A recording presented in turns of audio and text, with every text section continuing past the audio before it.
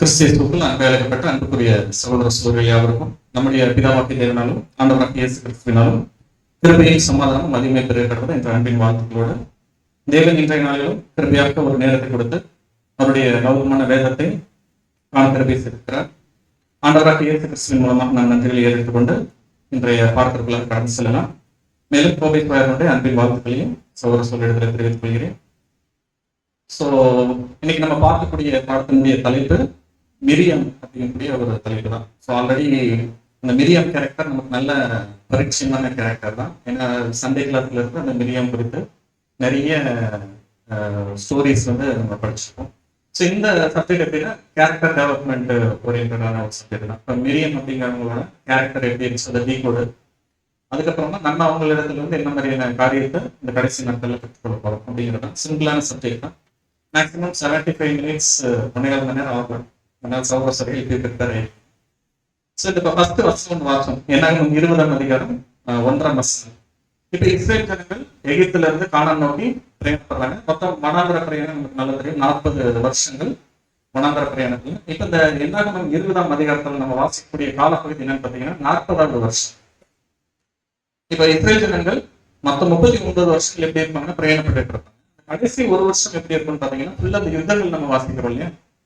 மோபாபியர்கள், அம்மோனியர்கள், ஏத்தியர்கள், இவங்க எல்லாரும் கூட சண்டை போடுறாங்க இல்லையா. இதெல்லாம் எந்த வருஷத்துல நடந்திருக்கோம், 40வது வருஷத்துல தான் நடந்திருக்கும். இப்ப இந்த 40ஆம் வருஷத்துடைய துவக்க வசனம் தான் இப்ப இந்த 1ஆம் வசனம் வாசிக்கிறோம். இஸ்ரேல் புத்திரரின் சபையார் எல்லாரும் முதலாம் மாதத்திலே, அதாவது 40ஆம் வருஷம் முதலாம் மாதம். முதலாம் மாதம் என்னது?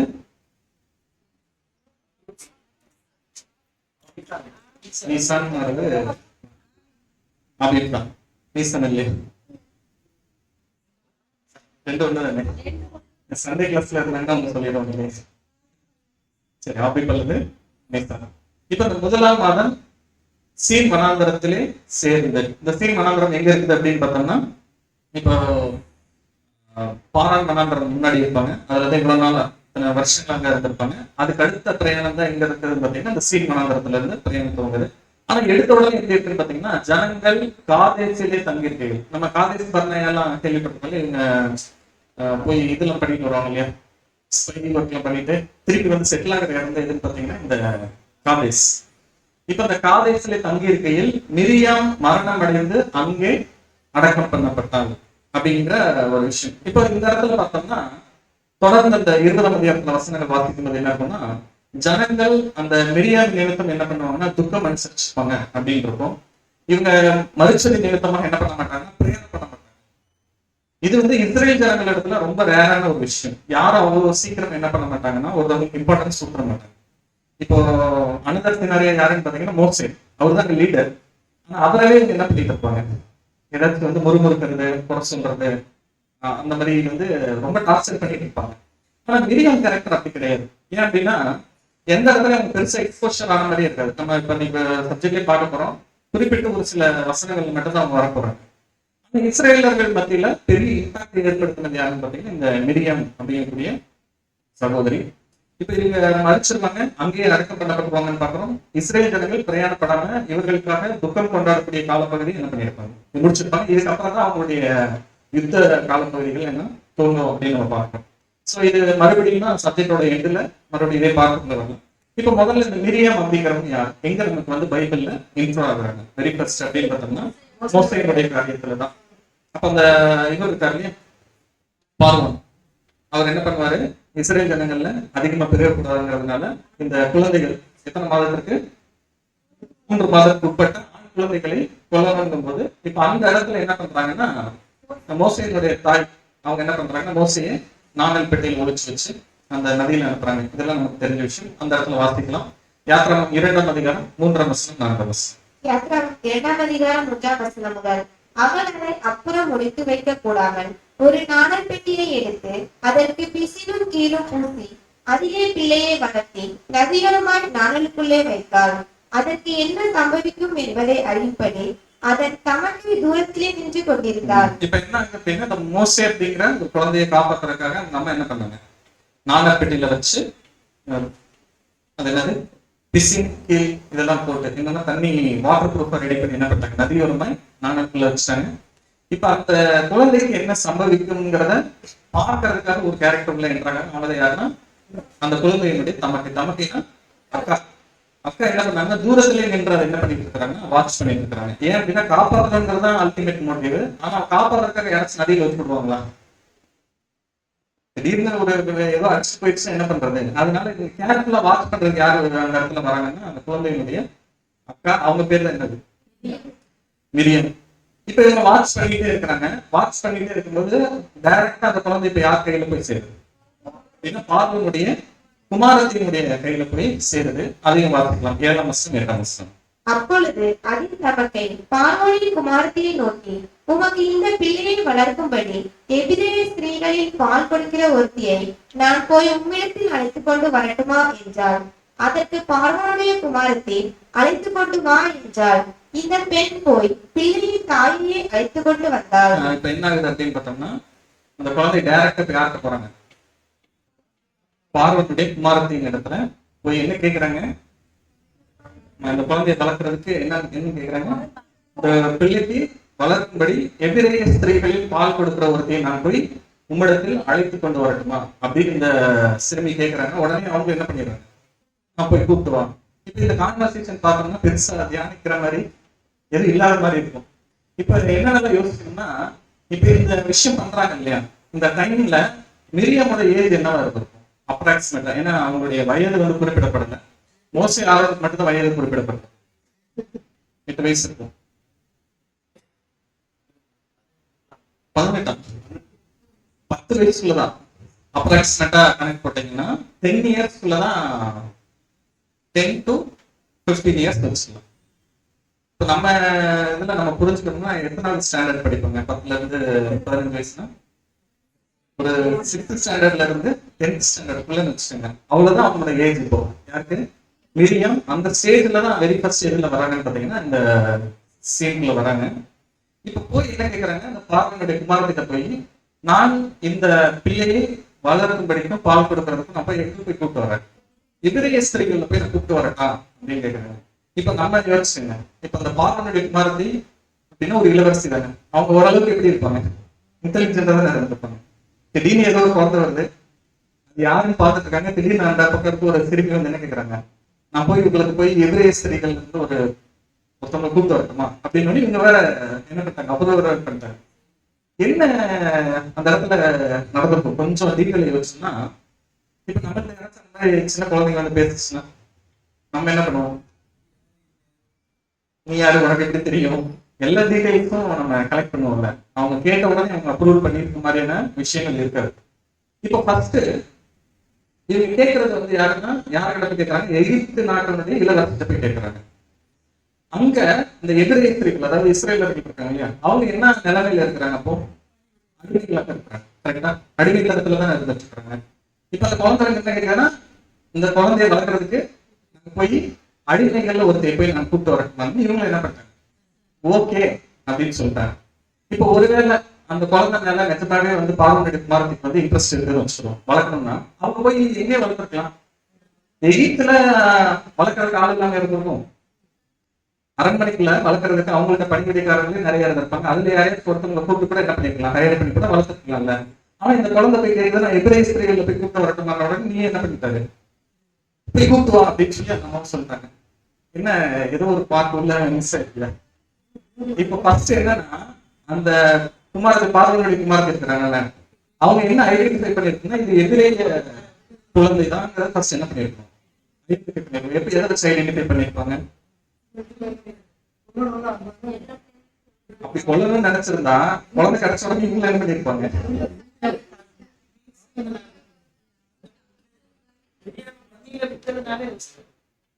அது ஒருவேளை எகிப்தோட பிள்ளையா கூட இருந்திருக்கலாம்.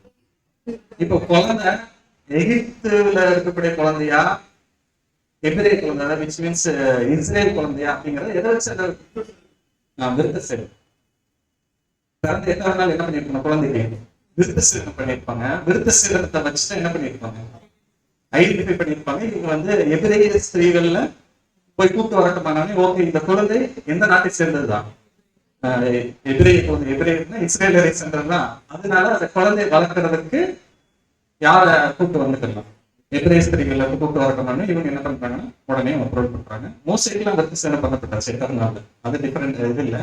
மோசேனுடைய குமாரர்களுக்கு தான் என்ன இருக்கும் விருத்தசேதனை லேட்டா பண்ணியிருப்பாங்க. அதுக்கு ஒரு பெரிய விஷயம் இருக்கும். இப்ப இந்த சினாரியோல நல்லா யோசிச்சு பார்த்தோம்னா, இப்ப அந்த குழந்தை இருக்கிறாங்க இல்லையா, அவங்க அம்மா எல்லாம் போய் சொல்லி விடல. இந்த குழந்தை டைரக்டா போய் யார்ட்ட மாட்டோம், இந்த பாதவனுடைய குமாரத்தை தான் மாட்டோம். நீ போய் என்ன பண்ணு, அவங்க எடுத்த உடனே நீ போய் இப்படிலாம் கேட்டுட்டு இந்த மாதிரி ஒரு சிறியன் கூப்பிட்டு வரலாம் கேள்வி அவங்க அப்ரூவல் பண்ணுவாங்க. நீ நேரம் வந்து கூப்பிட்டு வந்துருங்கிற இன்ஸ்ட்ரக்ஷன் எல்லாம் கொடுத்துனாங்க. இப்ப வந்து அண்ணன் அந்த குழந்தைய வச்சோன்னா அது யார் கையில வேணாலும் போய் சிக்கிருக்கலாம். உங்களுக்கு புரிஞ்சு இல்லையா? இப்போ இப்ப சொன்னல இந்த ஒரு 10th ஸ்டாண்டர்ட் படிக்கக்கூடிய குழந்தைக்கு எந்த அளவுக்கு ஞானம் இருந்தது, அந்த சமயம் இது புத்தி அவங்க பாக்குறாங்க. லைவா பார்க்க என்ன பண்றாங்க அப்படின்னு பார்த்தோம்னா என்னென்னலாம் பாசிபிலிட்டிஸ் இருக்குன்னு பாக்குறாங்க. பார்த்துட்டு என்ன பண்றாங்க, இப்போ ஒரு இளவரசிக்கு போய் நம்ம அப்ரோச் பண்ணோம்னா அந்த அளவுக்கு இவங்கள்ட்ட எப்படி இருக்கணும், ஒரு ஞானம் அந்த இடத்துல இருந்திருக்கணும். அப்ப குழந்தையிலேயே எப்படி இருக்கிறாங்கன்னு பார்த்தோம்னா மிரியாம் நல்ல ஒரு மெச்சூர்டான கேரக்டரா தான் என்ன பண்றாங்கன்னா வெரி ஃபர்ஸ்ட் டைம் பைபிள்குள்ள என்ட்ராகிறாங்க அப்படின்னு பாக்குறோம். ஸோ எடுத்துட்டு யாரை கூப்பிட்டு வந்துடுறாங்க, மோஸ்டோட அம்மாவே கூப்பிட்டு வந்து, இப்போ ஆக்சுவலா பார்த்தோம்னா அடிமைகள் தான். ஆனா மோஸ்டோட அம்மா தான் வளர்க்குறாங்க மோசையை. ஆனா எங்க வச்சு வளர்க்குறாங்க, பார்வனுடைய அந்த அரண்மனையிலேயே வச்சு வளர்க்குற மாதிரியான ஒரு விஷயம். இது எல்லாத்துக்கும் அந்த டூல் இருப்பாங்க இல்லையா, யாருன்னு பார்த்தோம்னா மிரியம். இப்போ ஒருவேளை மிரியம் கேரக்டர் அந்த இடத்துல இந்த சீன்ல இருந்து எடுத்தீங்கன்னா இதெல்லாம் நடந்திருக்கும். கொஞ்சம் யோசிச்சு பாருங்க, நம்ம பின்னாடி நடக்கிற வரைக்கும் ஒரு 40 வருஷம் அரண்மனையில வளர்ந்ததுல இருந்து எதுவுமே எப்படி இருக்குன்னு பார்த்தோம்னா ஒரு வேற மாதிரி எப்படி வேணாலும் மாறி இருக்கலாம். ஆனா மிரியம் கரெக்டா என்ன பண்றாங்கன்னா தனக்கு கிடைச்ச சான்ஸ் இது வந்து நம்ம என்ன சொல்ல முடியாதுன்னா ஒரு வாலிப வயதுல இருக்கிறாங்க இல்ல நல்ல ஒரு மெச்சூர்டான குழந்தை அதனால ஹேண்டில் பண்ணாங்கலாம் இல்லை. குழந்தையிலே எப்படி இருக்கிறாங்கன்னு பார்த்தோம்னா ரொம்ப ஞானம் மிக்க ஒரு பெண்ணாதான் யார் வராங்கன்னு பாத்தீங்கன்னா மிரியம். திடீர்னு பாத்தீங்கன்னா மிரியம் அதுக்கப்புறம் எங்கேயுமே நம்ம படிக்க முடியாது. இது முடிஞ்சதுக்கு அப்புறம் யாருடைய ஹிஸ்டரி வர ஆரம்பிச்சுன்னு பாத்தீங்கன்னா மோசே, ஆரோனு, அதுக்கப்புறமா நம்ம அடிமைத்தனத்துல இருக்கிறது, விடுதலை ஆகிறது, இதெல்லாம் வந்துட்டு அதுக்கப்புறமா எங்க மறுபடியும் வராங்க அப்படின்னு பாத்தீங்கன்னா யாத்திராகமம் 15ஆம் அதிகாரம் 20ஆம். யாத்திராகமம் 15ஆம் அதிகாரம் 20ஆம் வசனம். ஆரோனின் சகோதரியாகிய மிரியாம் எனும் தீர்க்கதரிசியானவளும் தன் கையிலே தம்புரை எடுத்துக்கொண்டாள். சகல ஸ்திரீகளும் தம்புர்களோடும் நடனத்தோடும் அவருக்கு பின்னே புறப்பட்டு போனார்கள். இப்ப மறுபடியும் இங்க வராங்க. இது எந்த இடத்துல நடக்கிற சம்பவம், செங்கடல்ல கடந்ததுக்கு அப்புறமா, செங்கடல்ல கடந்து போயிடுவாங்க. அதுக்கப்புறமா நடக்கிறது ஆரோனின் சகோதரியாகிய மிரியாம் என்னும் இப்ப டைட்டில் என்ன வந்துருச்சு உங்களுக்கு, தீர்க்கதரிசியானவர்களும். இப்ப இவங்களுக்கு திருமணம் ஆகலைங்கிற ரெக்கார்ட்ஸ்ல இல்ல, மேக்சிமம் ஆகாத மாதிரி தான் அவங்களுடைய ரெக்கார்ட்ஸ் இருக்குது. இப்ப அந்த இடத்துல என்ன பொசிஷன்ல இருக்கிறாங்கன்னா தீர்க்கதரிசின்னு கூடிய ஒரு பொசிஷன்ல இருக்கிறாங்க. பைபிள்ல அதுக்கு முன்னாடி தீர்க்கதரிசிகள் யாரெல்லாம் இருக்கிறாங்க, இதுக்கு முன்னாடினா ஆதிகாரத்துலதான் நீங்க செக் பண்ணி பார்க்கணும். இது எதுக்குள்ளதான் இருக்கிறோம், யாத்திராகமத்துலதான் இவங்க என்ட்ரா இருக்கும். ஆதிகாரத்துல வேற யாருக்கு தீர்க்கதரிசின்னு டைட்டில் இருக்கு. அதுக்கு முன்னாடி பாத்தீங்கன்னா ஆபிரகாமுக்கு தீர்க்கதரிசி வெரி ஃபர்ஸ்ட் தீர்க்கதரிசிங்கிற டைட்டில் வந்திருக்கும். ஆனா பெண்கள்ல வெரி ஃபர்ஸ்ட் தீர்க்கதரிசிங்கிற டைட்டில் இருக்கிறவங்க யாருன்னு பாத்தீங்கன்னா மிரியம் தான். அப்போ இடைப்பட்ட காலத்துல இவங்க எப்படி இருந்தாங்க என்ன இருக்கிற ரெக்கார்ட்ஸ்ல இல்ல. ஆனா மறுபடியும் இன்னும் ஆகும்போது எப்படி வராங்கன்னு பாத்தீங்கன்னா அந்த இடத்துல அவங்கதான் தீர்க்கதரிசி. ஏன்னா இஸ்ரேலர்கள்ல வேற யாருக்குமே அந்த பொசிஷன் கொடுக்கல. மோசே இருக்கிறார், ஆனா அவரு சப்ஜெக்ட்ல பார்ப்போம், அவர் வேற ஒரு பரிமாணத்துல வரப்போறாரு. மிரியம் எப்படி இருக்கிறாங்கன்னு பார்த்தோம்னா அந்த இடத்துல மற்ற ஜனங்கள்ட்ட இருந்து ஒரு தனித்துவம் அப்படின்னு பார்த்தோம்னா தீர்க்கதரிசி. இப்ப இவங்க தான் என்ன பண்றாங்க, என்கரேஜ் பண்றாங்க. எங்க செங்கடெல்லாம் கடந்து வந்துடுவாங்க, பின்னாடி பார்வனுடைய சேனைகள்லாம் மடிச்சிடுவாங்க. இப்ப நம்ம வந்து காப்பாற்றப்பட்டுட்டோம் அப்படிங்கிறத ஜனங்கள் மத்தியில தேவன் தான் நம்மளை காப்பாற்றினாருங்கிறத வெரி ஃபர்ஸ்ட் இனிஷியேட் பண்றது யாருன்னா மிரியம் தான். தீர்க்கதரிசனம் தன் கையிலே தம்புரை எடுத்துக்கொண்டால் சகல ஸ்திரீகளோடும் தம்புகளோடும் நடனத்தோடும் அவளுக்கு பின்னே புறப்பட்டு போனாங்க. இது எப்படி இருக்குது பாருங்க, அந்த லீடர் அவங்க உருவாக்குற மாதிரி தான் இவங்க இனிஷியேட் பண்றாங்க. இவங்களை நிறைய பேர் என்ன பண்ண ஆரம்பிக்கிறாங்க, ஃபாலோ பண்ண ஆரம்பிக்கிறாங்க. இதுல தேவனை துதிக்கக்கூடிய ஒரு காரியத்துல மிரியம் இனிஷியேட் பண்றாங்க, அவங்கள எல்லாரும் என்ன பண்றாங்க, ஃபாலோ பண்றாங்க அப்படின்னு நம்ம பாக்குறோம். இப்போ மிரியத்துடைய வயசு என்ன, ஒரு 25 வயசு, 50 வயசு. சிஸ்டர் சொல்றாங்க மோசையோட வயசு வச்சு இவங்களோட வயசு, அதனாலதான் நான் 50 வருஷமா அப்ராக்சிமேட்டா ஒரு வயசு. மோசைக்கு அப்ப வந்து எத்தனை வயசு? ஒரு வயசு தான். ஒரு வயசு கூட இல்ல, 3 மாசம். 3 மாசம் இருக்கும்போது உங்களுக்கு எத்தனை வயசுன்னு பார்த்தோம்? ஒரு 10 வயசுன்னு வச்சுக்கோங்க அப்ராக்சிமேட்டா. இப்போ மோசைக்கு வயசு எவ்வளவு? 80 வயசு ஆயிடுச்சு. கரெக்டா? கானானுக்கு பிரயாணப்படும் போது மோசேக்கு வயசு 80னா இவங்க வயசு இப்ப எவ்வளவு இருக்கும்? 90 வயசு. கிட்டத்தட்ட மறுபடியும் இவங்க இன்ட்ரோ ஆகிற இடம் எது பார்த்தீங்கன்னா ஒரு 90 வயதுல நான் அப்ராக்சிமேட்டா நான் சொல்றேன். வயசு இல்லாததுனால நான் உங்களுக்கு புரிஞ்சுக்கிறதுக்காக சொல்றேன். மறுபடியும் வயோதிகத்துலதான் மறுபடியும் யார் என்ட்ரோ ஆகிறாங்க? மிரியா. ஆனா நம்ம நினைக்கிற மாதிரி ரொம்ப லோவா உடஞ்சு போய் வயசான கேரக்டர்ல வரல. இவங்க எப்படி இருக்கிறாங்க? இவங்க தான் அங்க இனிஷியேட்டர் எல்லாரும். அங்க நடனம் ஆடி இருக்கிறாங்க அப்படின்னா எந்த அளவுக்கு அவங்களுக்கு வந்து அந்த இதுல இருந்திருக்கும்னு பாருங்க. எனர்ஜி லெவல்ல இருந்து ஜனங்களை வழி நடத்தணும், தீர்க்க தரிசனம் சொல்லிட்டு இருக்கிறாங்க போது மிகப்பெரிய ஒரு கேரக்டரா தான் அந்த இடத்துல எஸ்டாப்ளிஷ் ஆகிறாங்கன்னு பார்த்தீங்கன்னா மறுபடியும் மிரியம் உள்ள வராங்க. அப்புறம் மறுபடியும் காண போயிடுவாங்க. மறுபடியும் செஞ்சு பார்க்க முடியாது. யாத்திராங்கத்துல இதோட கட் ஆயிடும். யாத்திராங்க முடிச்சிடும். அப்புறம் ஆதியாகமம் யாத்திராங்க மறுக்கடுத்து என்ன ஆகும்? என்ன ஆகும்னா மறுபடியும் என்ன ஆகிறாங்க? மொத்தமே 3 இடங்கள்ல வரும். ஃபர்ஸ்ட் இடம் எங்கன்னு பார்த்தோம், மோசே அவரை வந்து காப்பாற்றுற ஒரு இடம். அப்ப நல்ல ஒரு இன்டெலிஜென்டான ஒரு கேள்வியாளர் வராங்க. அடுத்த விஷயம் ஒரு 90 வயது மிக்க ஒரு வயோதிக ஸ்திரியா வராங்க. அங்க எப்படி இருக்கிறாங்க? தீர்க்க தரிசனம் சொல்லக்கூடிய ஒரு ஸ்திரீ. லீடர்ஷிப் டீஃபால்ட்டா அவங்களுக்கு இருக்குது. இவங்க என்னைய எல்லாரும் ஃபாலோ பண்ணுங்க அப்படின்னு சொல்லல. ஆனாலும் எல்லா ஜனங்களும் என்ன பண்றாங்க? மிரியம் தான் ஃபாலோ பண்றாங்க. 2 விஷயம் இருக்கு. ஒண்ணு வந்து மோசையோட அக்காங்கிறது ஒண்ணு இருக்குது. இன்னும் டீஃபால்ட்டா இவங்க தான் அங்க தீர்க்கதரிசி அந்த பொசிஷன்லயும் இருக்கிறாங்க. சோ 2மே ஒரு பிரிவிலேஜா யாருக்கு இருந்துருக்குன்னு பாத்தீங்கன்னா மிரியம் இருந்துட்டு. எங்க வர்றாங்கன்னு பாத்தீங்கன்னா வனாந்தர பிரயாணத்துல பார்ப்போம். என்னாகமும் 12ஆம் அதிகாரம் 1ஆம் வசனம். என்னாகமும் 12ஆம் அதிகாரம் 1ஆம் வசனம். எத்தியோப்பியா தேசத்து ஸ்திரீயை மோசே விவாகம் பண்ணியிருந்தபடியினால் மிரியாமும் ஆரோனும் அவன் விவாகம் பண்ணின எத்தியோப்பியா தேசத்து ஸ்திரீ நிமித்தம் அவளுக்கு விரோதமாய் பேசி. இவ்வளவு நேரம் அவன் மிரியம் கேரக்டர் வந்து பயங்கரமான கேரக்டரை பார்த்துட்டே இருக்கும். இப்போ 12ஆம் அதிகாரத்துல என்னன்னா ஒரு ப்ராப்ளம் அந்த இடத்துல ஸ்டார்ட் ஆகும். யாராருக்குள்ள பிரச்சனை? இப்போ மோசே, ஆரோன், மிரியம் 3 பேருக்கு பிரச்சனை இல்லை. மிரியமும் ஆரோனும் தெரியப்படுது. மிரியம் ஆரோன் ஒரே டீம். ஆப்போசிட் யார் இருக்கிறாங்கன்னா மோசே. இப்போ ஒரு குற்றச்சாட்டு வைக்கிறாங்க. என்ன குற்றச்சாட்டு வைக்கிறாங்க? எத்தியோப்பியா தேசத்து ஸ்திரீயை மோசே விவாகம் பண்ணியிருந்தபடியினால் மிரியாமும் ஆரோனும் அவன் விவாகம் பண்ணின எத்தியோப்பியா தேசத்து ஸ்திரீ நிமித்தம் அவனுக்கு விரோதமாக பேசுறாரு. இப்ப ப்ராப்ளம் என்னது? மோசே வந்து யாரும் ஒரு புரிதல் ஸ்திரீ என்ன பண்ணியிருக்கிறாரு? விவாகம் பண்ணியிருக்கிறாரு. இதை வச்சு இப்ப ஒரு குற்றச்சாட்டு வைக்கிறாங்க. யாரு மேல? மோசே தன்னோட தம்பி தான். 2 பேருமே தம்பி தான். அவரு 2 பேர் சேர்ந்து என்ன பண்றாங்கன்னா அவருக்கு விரோதமாக பேச ஆரம்பிக்கிறாங்க. இப்போ என்னன்னா ஒரு கொஸ்டின் வருது. இவ்வளவு நாள் நல்லா தானே இருந்துட்டு இருந்தாங்க. இது கிட்டத்தட்ட ஒரு 6 காலங்களுக்கு அப்புறமா நடக்கக்கூடிய இது வனாந்தர பிரயாணத்துல ஸ்டார்ட் பண்ணி 6 months அப்புறமா நடக்கக்கூடிய இன்சிடென்ட். இப்ப திடீர்னு இந்த இடத்துல உங்களுக்கு என்ன பிரச்சனை? ஏன் ஒரு குற்றச்சாட்டு வைக்கணும்? புரிதல் கல்யாணம் பண்ணக்கூடாது. இப்ப இந்த சட்டத்தை எப்போ வந்துச்சு? இந்த இன்சிடென்ட் நடக்கிறதுக்கு ஒரு 3 மாசம் முன்னாடி தான் நியாயப்பிரமாணங்கிறது ஒரு தேவன் கொடுக்குறாரு. இப்ப நியாயப்பிரமாணம் கொடுத்ததுக்கு அப்புறம் தான் மோசே போய் விவாகம் பண்ணாரா?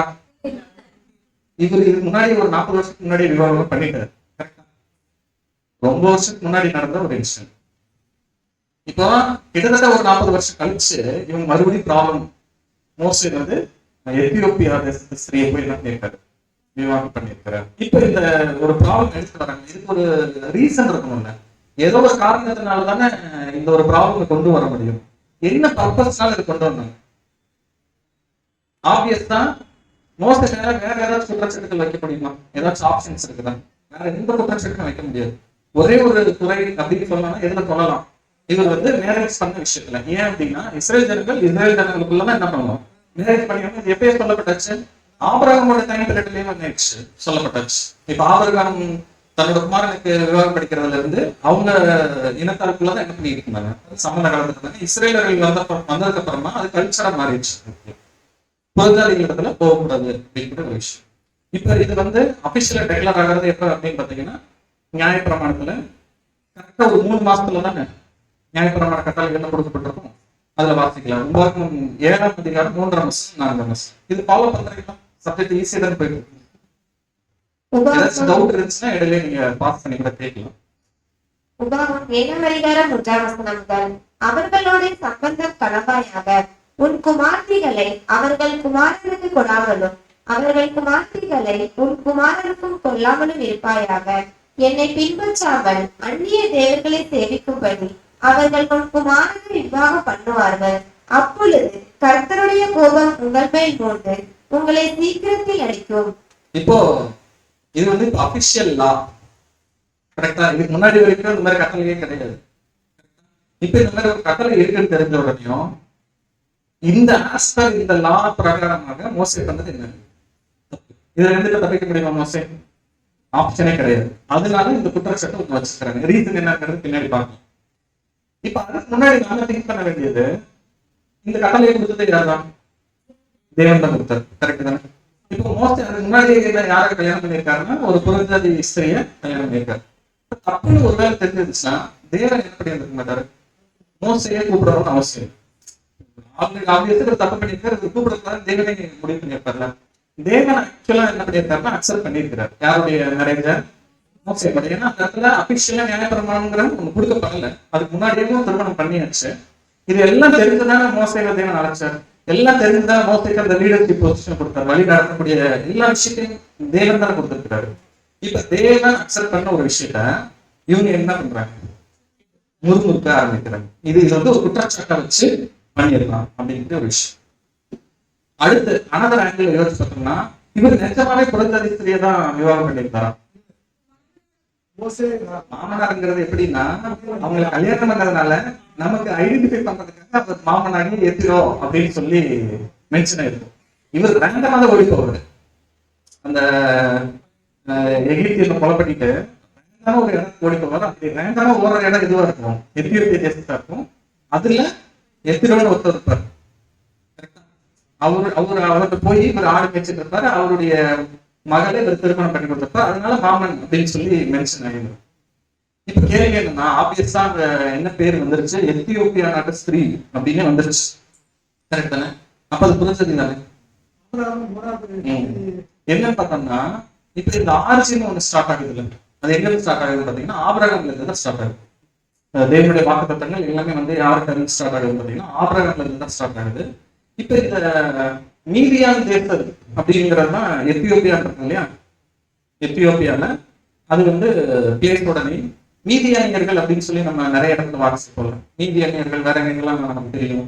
யோசிப்பை வந்து அவங்களுடைய சகோதரர்கள் விற்று போடுறது இங்கதான் மீதியானியர்கள் இடத்துல விற்று போட்டிருப்பாங்களா பார்க்கணும். இந்த மீதியானியர்கள் நிறைய இடத்துல வந்துட்டே இருப்பாங்க. யார் இந்த மீதியானியர்கள் அப்படின்னா, இப்ப வசனம் வாசிக்கலாம். யாத்திராகமம் 3ஆம் அதிகாரம் 1ஆம் வசனம் வாசிக்கலாம். யாத்திராகமம் 3ஆம் அதிகாரம் 1ஆம் வசனம். மோசே மீதியான் தேசத்து ஆசாரியனாய் இருந்த தன் மாமனாகிய எத்திரோவின் ஆடுகளை மீட்டு வந்தான். அவன் ஆடுகளை வனாந்திரத்தின் பின்புறத்திலே ஓட்டி தேவ பர்வதமாகிய ஓரேப் மட்டும் வந்தான். இதுதான் இன்ட்ரோடக்ஷன். இங்க வரும்போதுதான் தேவன் யார் அழைச்சிருப்பார்? மோசே அழைச்சிருப்பார். இப்ப நம்ம நோட் பண்ண வேண்டியது, மீதியான் தேசத்து ஆசாரியனாய் இருந்த தன் மாமனாகிய எத்திரோ. அந்த தேசம் வந்து என்னது? மீதியானியர்கள் இருக்கிறது. இப்ப இந்தியர்கள் இருக்கிறதுனால இந்திய தேசம் சொல்லல. அந்த மாதிரி மீதியானியர்கள் குரூப் ஆஃப் பீப்புள். அவங்க இருக்கிற இடம் வந்து மீதியன் தேசம் சொல்லியிருக்காங்க. லிட்டரலான இடத்தோட பேர் என்னன்னு பாத்தீங்கன்னா எத்தியோப்பியா. ஓகேவா? புரிஞ்சுல? இதை வச்சுக்கலாம். இப்ப மீதியான் தேசத்து ஆசாரியர் இருந்திருக்கு. அப்ப அவங்க யாரு? மீதியானியை சேர்ந்தவர்கள். இப்ப மோசே யாரை திருமணம் பண்ணியிருக்காரு? மீதியானியர்கள் இருக்கக்கூடிய ஒரு ஸ்திரீயை யாரும் விவாகம் பண்ணியிருக்காங்க? மோசே விவாகம் பண்ணியிருக்காங்க. இப்ப இவங்க யாருங்கிற ஆதிக்குள்ள போகலாம். ஆதியாகமம் 25ஆம் அதிகாரம் 1ஆம் வசனம் 2ஆம் வசனம். ஆதியாகமம் 25ஆம் அதிகாரம் 1ஆம் வசனம் முதல். ஆபிரகாம் கேத்ரா என்னும் பெயர் கொண்ட ஒரு ஸ்திரீயையும் விவாகம் பண்ணியிருந்தான். அவள் அவனுக்கு சிம்ரானையும் யக்ஷானையும் மேதானையும் மீதியானையும் இஸ்பாக்கையும் ஸ்வாகையும் பெற்றாள். இதுல இப்ப யார் வராங்கன்னு பாத்தீங்கன்னா மீதியான் யாருடைய டைரக்டா இருக்குதான் அப்படின்னு பாத்தீங்கன்னா ஆபிரகாம். வாக்குத்தத்தம் பண்ணப்பட்டது யாருல இருந்து வருவாங்க? சந்ததி ஈசாக்ல இருந்து வருவாங்க. ஆனா மீதியான் அப்கோர்ஸ் யார் தான்? ஆபிரகாம் சந்ததிக்குள்ளதான். இப்போ இவங்க புரிஞ்சதுக்கு கன்க்ளூட் பண்ண முடியுமா? எப்படி பார்த்தாலும் இவங்க ஆபிரகாமுடைய ஜெனரேஷன்ஸ்குள்ள இருக்கிறவங்க தான். அதனால தேவன் என்ன பண்ணலன்னா, இதுவே இதுல வந்து ஒரு பெலிஸ்தியர்கள் அங்க போய் ஏதோ ஒரு திருமணம் பண்ணியிருக்காருன்னா ஆப்வியஸ் இவங்க குற்றம் சாட்டுகிறதுலையோ இல்ல தேவன் கன்சிடர் பண்றதுக்கு ஆப்ஷன்ஸ் இருக்குது. ஆனா இங்க இப்ப இவங்க குற்றம் சாட்டுகிற குற்றச்சாட்டு இப்படிதான் இருக்குது, அவரோட இருக்கு. உங்களுக்கு புரிஞ்சு இல்லையா? அந்த குற்றச்சாட்டுலயே வந்து வேலிடான பாயிண்ட் இல்லாம இருக்கு. ஒண்ணு வந்து தேவன் அக்செப்ட் பண்ணியிருக்காரு, அங்கீகரிச்சிருக்காரு, தேவன் தெரிஞ்சுதான் கூப்பிட்டுருக்காரு. அப்புறம் நியாயப்பிரமாணங்கிறது லேட்டர் டேஸ்ல தான் கொடுக்கப்பட்டிருக்குது. இவ்வளவு விஷயம் இருந்தோம், இதை வந்து ஒரு குற்றம் சாப்பிட்டாங்கன்னு வச்சுக்கோங்களேன். இப்ப அதனால கேட்டேன், இது என்ன ஒரு பின்னணி இருக்குல்ல? இப்ப நம்ம யாரோ ஒரு சகோதரன் மேலே சகோதரி மேலே ஒரு குற்றச்சாட்டு வைக்கிறோம்னா குற்றச்சாட்டு ரீசனா இருக்காது. உங்களுக்கு புரிஞ்சா?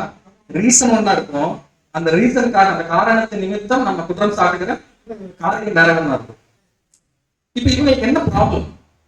இந்த மிரியாமுக்கும் ஆரோனுக்கும் என்னதான் பிரச்சனை? ஆல்ரெடி நல்ல ஒரு பொசிஷன்ல தான் இருக்கிறாங்க.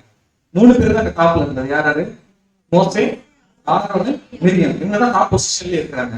அப்படி டாப் பொசிஷன்ல இருக்கும்போது திடீர்னு வந்து ஆரோனும் மிரியாமும் வந்து என்ன பண்றாங்க? குற்றம் சாட்டுறாங்க. இப்ப என்ன நமக்கு புரியுது? மோசே அந்த பொசிஷன்ல இருந்து இறக்கிட்டு இவங்க அந்த பொசிஷனுக்கு என்ன பண்ணணும்? போகணும். இது எப்படி புரிஞ்சுக்கலாம்? நீங்களா எப்படி எதை வேணாலும் சொல்ல பண்றாரு அப்படின்னு அடுத்த வசனத்துல எப்படி இருக்கு பாருங்க. இது வந்து மிரியாமுடைய ஸ்டேட்மெண்ட் வாசிக்கலாம். என்னாகமம் 12ஆம் அதிகாரம் 2ஆம் வசனம். என்னாகமம் 12ஆம் அதிகாரம் 2ஆம் வசனம். கர்த்தர் மோசையை கொண்டு மாத்திரம் பேசினாரோ, எங்களை கொண்டும் அவர் பேசினதில்லையோ என்றார்கள். கர்த்தர் அதை கேட்டார். இப்ப ஃபர்ஸ்ட் வசனத்தை செகண்ட் வசனத்தை கனெக்ட் பண்ணி பாருங்க. ஃபர்ஸ்ட் வசனம் என்ன குற்றச்சாட்டு? ஒரு பிரஜாதி ஸ்திரியை போய் விவாகம் பண்ணியிருக்காரு. செகண்ட் வசனம் என்ன இருக்குது? மோசையை கொண்டு மட்டும் தான் பேசினாரா? எங்களையும் தானே பேசியிருக்காரு. யார் சொல்றாங்க? மிரியாமும் ஆரோனும் சேர்ந்து எங்களை கொண்டு தான் தேவன் என்ன பண்ணிட்டு இருக்கிறாரு? பேசிட்டு இருக்கிறாரு. இப்ப கனெக்ஷன் உங்களுக்கு புரியுதா? 3 பேருமே ஈக்குவல் தான். இப்ப எங்க 2 பேருக்கு எந்த தப்பு கிடையாது. ஆரோன்ட்டையும் எந்த தப்பு இல்ல, மிரியாம் எந்த ஒரு தப்பு இல்ல. யாருக்கு எடுத்த தப்பு இருக்குது? மோசை கிட்ட மட்டும் ஒரு ப்ராப்ளம் இருக்குது. அவர் என்ன பண்ணிருக்காரு? புரஜாதி ஸ்திரியை போய் விவாகம் பண்ணியிருக்காரு. அப்ப அவர் பொசிஷன் இறக்குங்க, நாங்க 2 பேரும் நினைக்கிறோம் பொசிஷன் வந்துக்கிறோம்.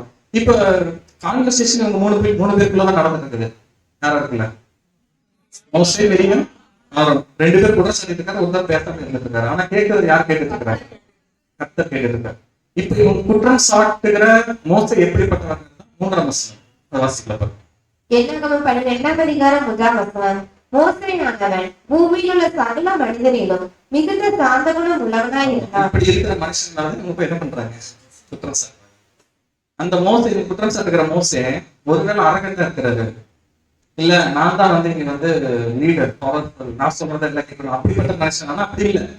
அவர் எப்படி இருக்கிறாருன்னா பூமியில் உள்ள சகல மனிதரிலும் மிகுந்த சாந்த குணம் உள்ளவனான மோசையா இருக்கிறாரு. இப்ப இந்த மோசையை வச்சு என்ன பண்றாங்கன்னா 3 பேருக்குமே பேசுறாரு. மோசையில ப்ராப்ளம் இருக்குது, அவர் இறக்கி விடுங்க, நாங்க என்ன பண்றோம்?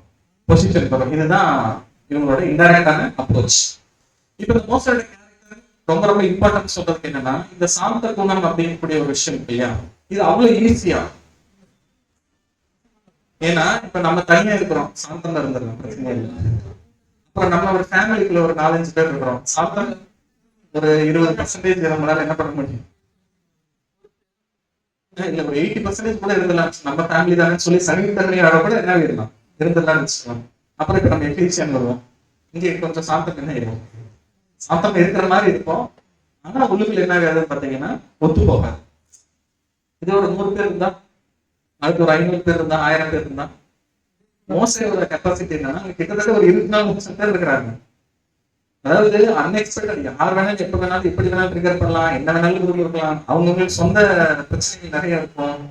திடீர்னு வந்து சொல்லுவாங்க இஸ்ரேல் ஜனங்கள், நாங்க வந்து எகிப்துல எப்படி இருந்தோம், இந்த நல்ல சாப்பாடெல்லாம் சாப்பிட்டு இல்ல ஜாலியா இருக்கு, எங்களை கூட்டு வந்து வராமத்தில் நீங்க என்ன பண்றீங்க, டார்ச்சர் பண்றீங்களே, இப்படி யாருன்னு பாத்தீங்கன்னா இந்த இஸ்ரேல் ஜனங்கள். ஆனா எல்லாத்தையும் ஒரு சில இடங்கள்ல பாத்தீங்கன்னா மோசடிய பெஸ்ட் குவாலிட்டி என்னன்னா, தேவன் ஒரு சில இடங்கள்ல என்ன இருக்காரு, அவருக்கு செம்மையா கோபம் வந்துடும் தேவனுக்கு. மோசே ஆரோன் நீங்களா வந்து தனியா இருங்க, நான் மிச்சம் எல்லாத்தையும் என்ன பண்ணிடுறாங்க, உங்களை கொண்டு போய் நாங்க வந்து ஒரு புதிய சந்ததியை மாத்திடுறேன்னா மோசே சொல்லுவது, தேவனே இல்ல தேவனே, எனக்காக ஒரு டைம் நீங்க என்ன பண்ணுங்க, கன்சிடர் பண்ணுங்க. புதுஜாதிகள் பார்த்து அவங்களோட தேவனை கூப்பிட்டு வந்து அவங்களை அழிச்சிடலாம்னு சொல்லிடுவாங்க, எனக்காக இந்த ஒரு டைம்னு.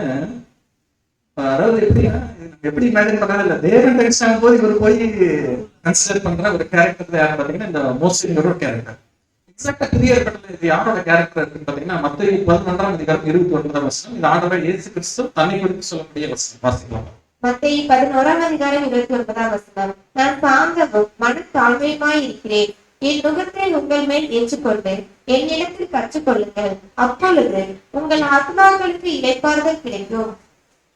இப்ப இது யாருடைய கேரக்டர், எக்ஸாக்டான கேரக்டர் பாத்தீங்கன்னா ஆண்டவராகி இயேசு கிறிஸ்துவோட கேரக்டர். ஆக்சுவலா இதை எங்க பிரதிபலிச்சுட்டு இருக்காருன்னா, மோசே வந்து அந்த அவ்வளவு ஜனங்கள் வழி நடத்தும் போது அந்த கேரக்டர் டீஃபால்ட் என்ன பண்ணியிருக்காரு. ஆனா இதே மோசே 40 வருஷத்துக்கு முன்னாடி எப்படிதான் இருக்காரு.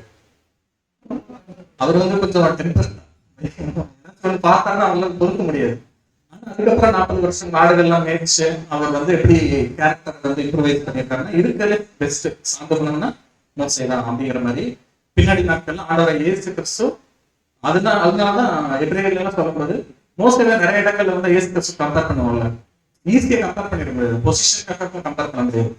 கேரக்டர்ஸ்ல இருந்து நிறைய விஷயங்கள்ல ஆண்டவர் இயேசு கிறிஸ்துவோட கம்பேரிட்டிவ் பண்றதுக்கு மோஸ்ட் பெஸ்ட் கேரக்டர் அந்த இடத்துல இருந்திருக்காரு. இப்போ மோஸ்டோட கேரக்டர் நமக்கு புரிஞ்சிருச்சு, இவங்களுடைய மோட்டிவேஷன் என்னங்கிறது புரிஞ்சிருச்சு. இவங்களோட மோட்டோ என்னன்னு, யாரு ஆரோனும் மிரியாமும் என்ன பண்ணணும்னு நினைக்கிறாங்க, குற்றம் சாட்டி. இப்ப இது வெறும் 3 பேருக்குள்ள மட்டும்தான் நடந்துட்டு இருக்குது. நீ அடுத்து என்ன பண்ணுவாங்க, இந்த ஆரோனும் மிரியாம் போய் ஜனங்கள்கிட்ட போய் இதை பிரபலப்படுத்துவாங்க, இந்த மாதிரி மோஸ்ட்லி வந்து இந்த மாதிரி தப்பு பண்ணிட்டாரு அப்படின்லாம் சொல்றதுக்கு தான் எல்லாத்தையும் இனிஷியேட் பண்ணியிருக்காங்க. இப்ப இந்த கான்வர்சேஷன் நடக்கும் போது யார் கேட்டாங்க, தேவன் அவன் யாரெல்லாம் இன்வால்வ் பண்ணல. மோஸ்ட்லி கூப்பிட்டாங்க, இங்க பாருங்க தேவனே நான் பேசாம இருக்கிறேன் வந்துட்டு இருக்கிறாங்க, என்னன்னு கேளுங்க, எதுவுமே சொல்லல. இவர் ரொம்ப அமைதியா கம்பெனில இருந்துருக்காரு. டக்குன்னு அன்எக்ஸ்பெக்டடா என்ன பாத்தீங்கன்னா 4ஆம் வசனம் 8ஆம் அதிகாரம் 4ஆம் வசனம் முதல். சடுதியிலே கர்த்தர் மோசேயையும் ஆரோனையும் மிரியாமையும் நோக்கி, நீங்கள் 3 பேரும் ஆசாரிப்பு கூடாரத்துக்கு புறப்பட்டு வாருங்கள் என்றார். 3 பேரும் போனார்கள். கர்த்தர் மேக தூணியில் இறங்கி கூடார வாசலிலே நின்று ஆரோனையும் மிரியாமையும் கூப்பிட்டார். அவர்கள் இருவரும் போனார்கள். எப்படி எப்படி நடக்க ஆரம்பிக்குது. நம்ம அப்படிதான் நினைப்போம், ஒரு சில இடங்கள்ல நம்ம பேசுறது நம்மளோட முடிஞ்சிடும், நம்ம என்ன வேணாலும் யார வேணாலும் எப்படி வேணாலும் சொல்லிடலாம் போது திடீர்னு தேவன் உங்க உள்ள இன்வால்வ் ஆகுறாங்கன்னு எப்படி இருக்கும். அந்த சீன் நல்லா யோசிச்சு பார்த்தீங்கன்னா 3 பேர் பேசிட்டு இருக்காங்க. டக்குன்னு தேவன் என்ன பண்றாருன்னா 3 பேருமே கிளம்பி நீங்க என்ன பண்ணுங்க, ஆசிரியப்பு கூடாரத்துக்கு வாங்க. ஆசிரியப்பு கூடாரத்துல ஆப்வியஸா தேவனுடைய பிரச்சனை எல்லா ஜனங்களுக்கும் தெரியுற மாதிரி தான் இருக்கு. இப்ப ஒரு ரூம்குள்ள நடக்கிறது தேவன் என்ன பண்றாரு, வெளியில கொண்டு வர்றாரு.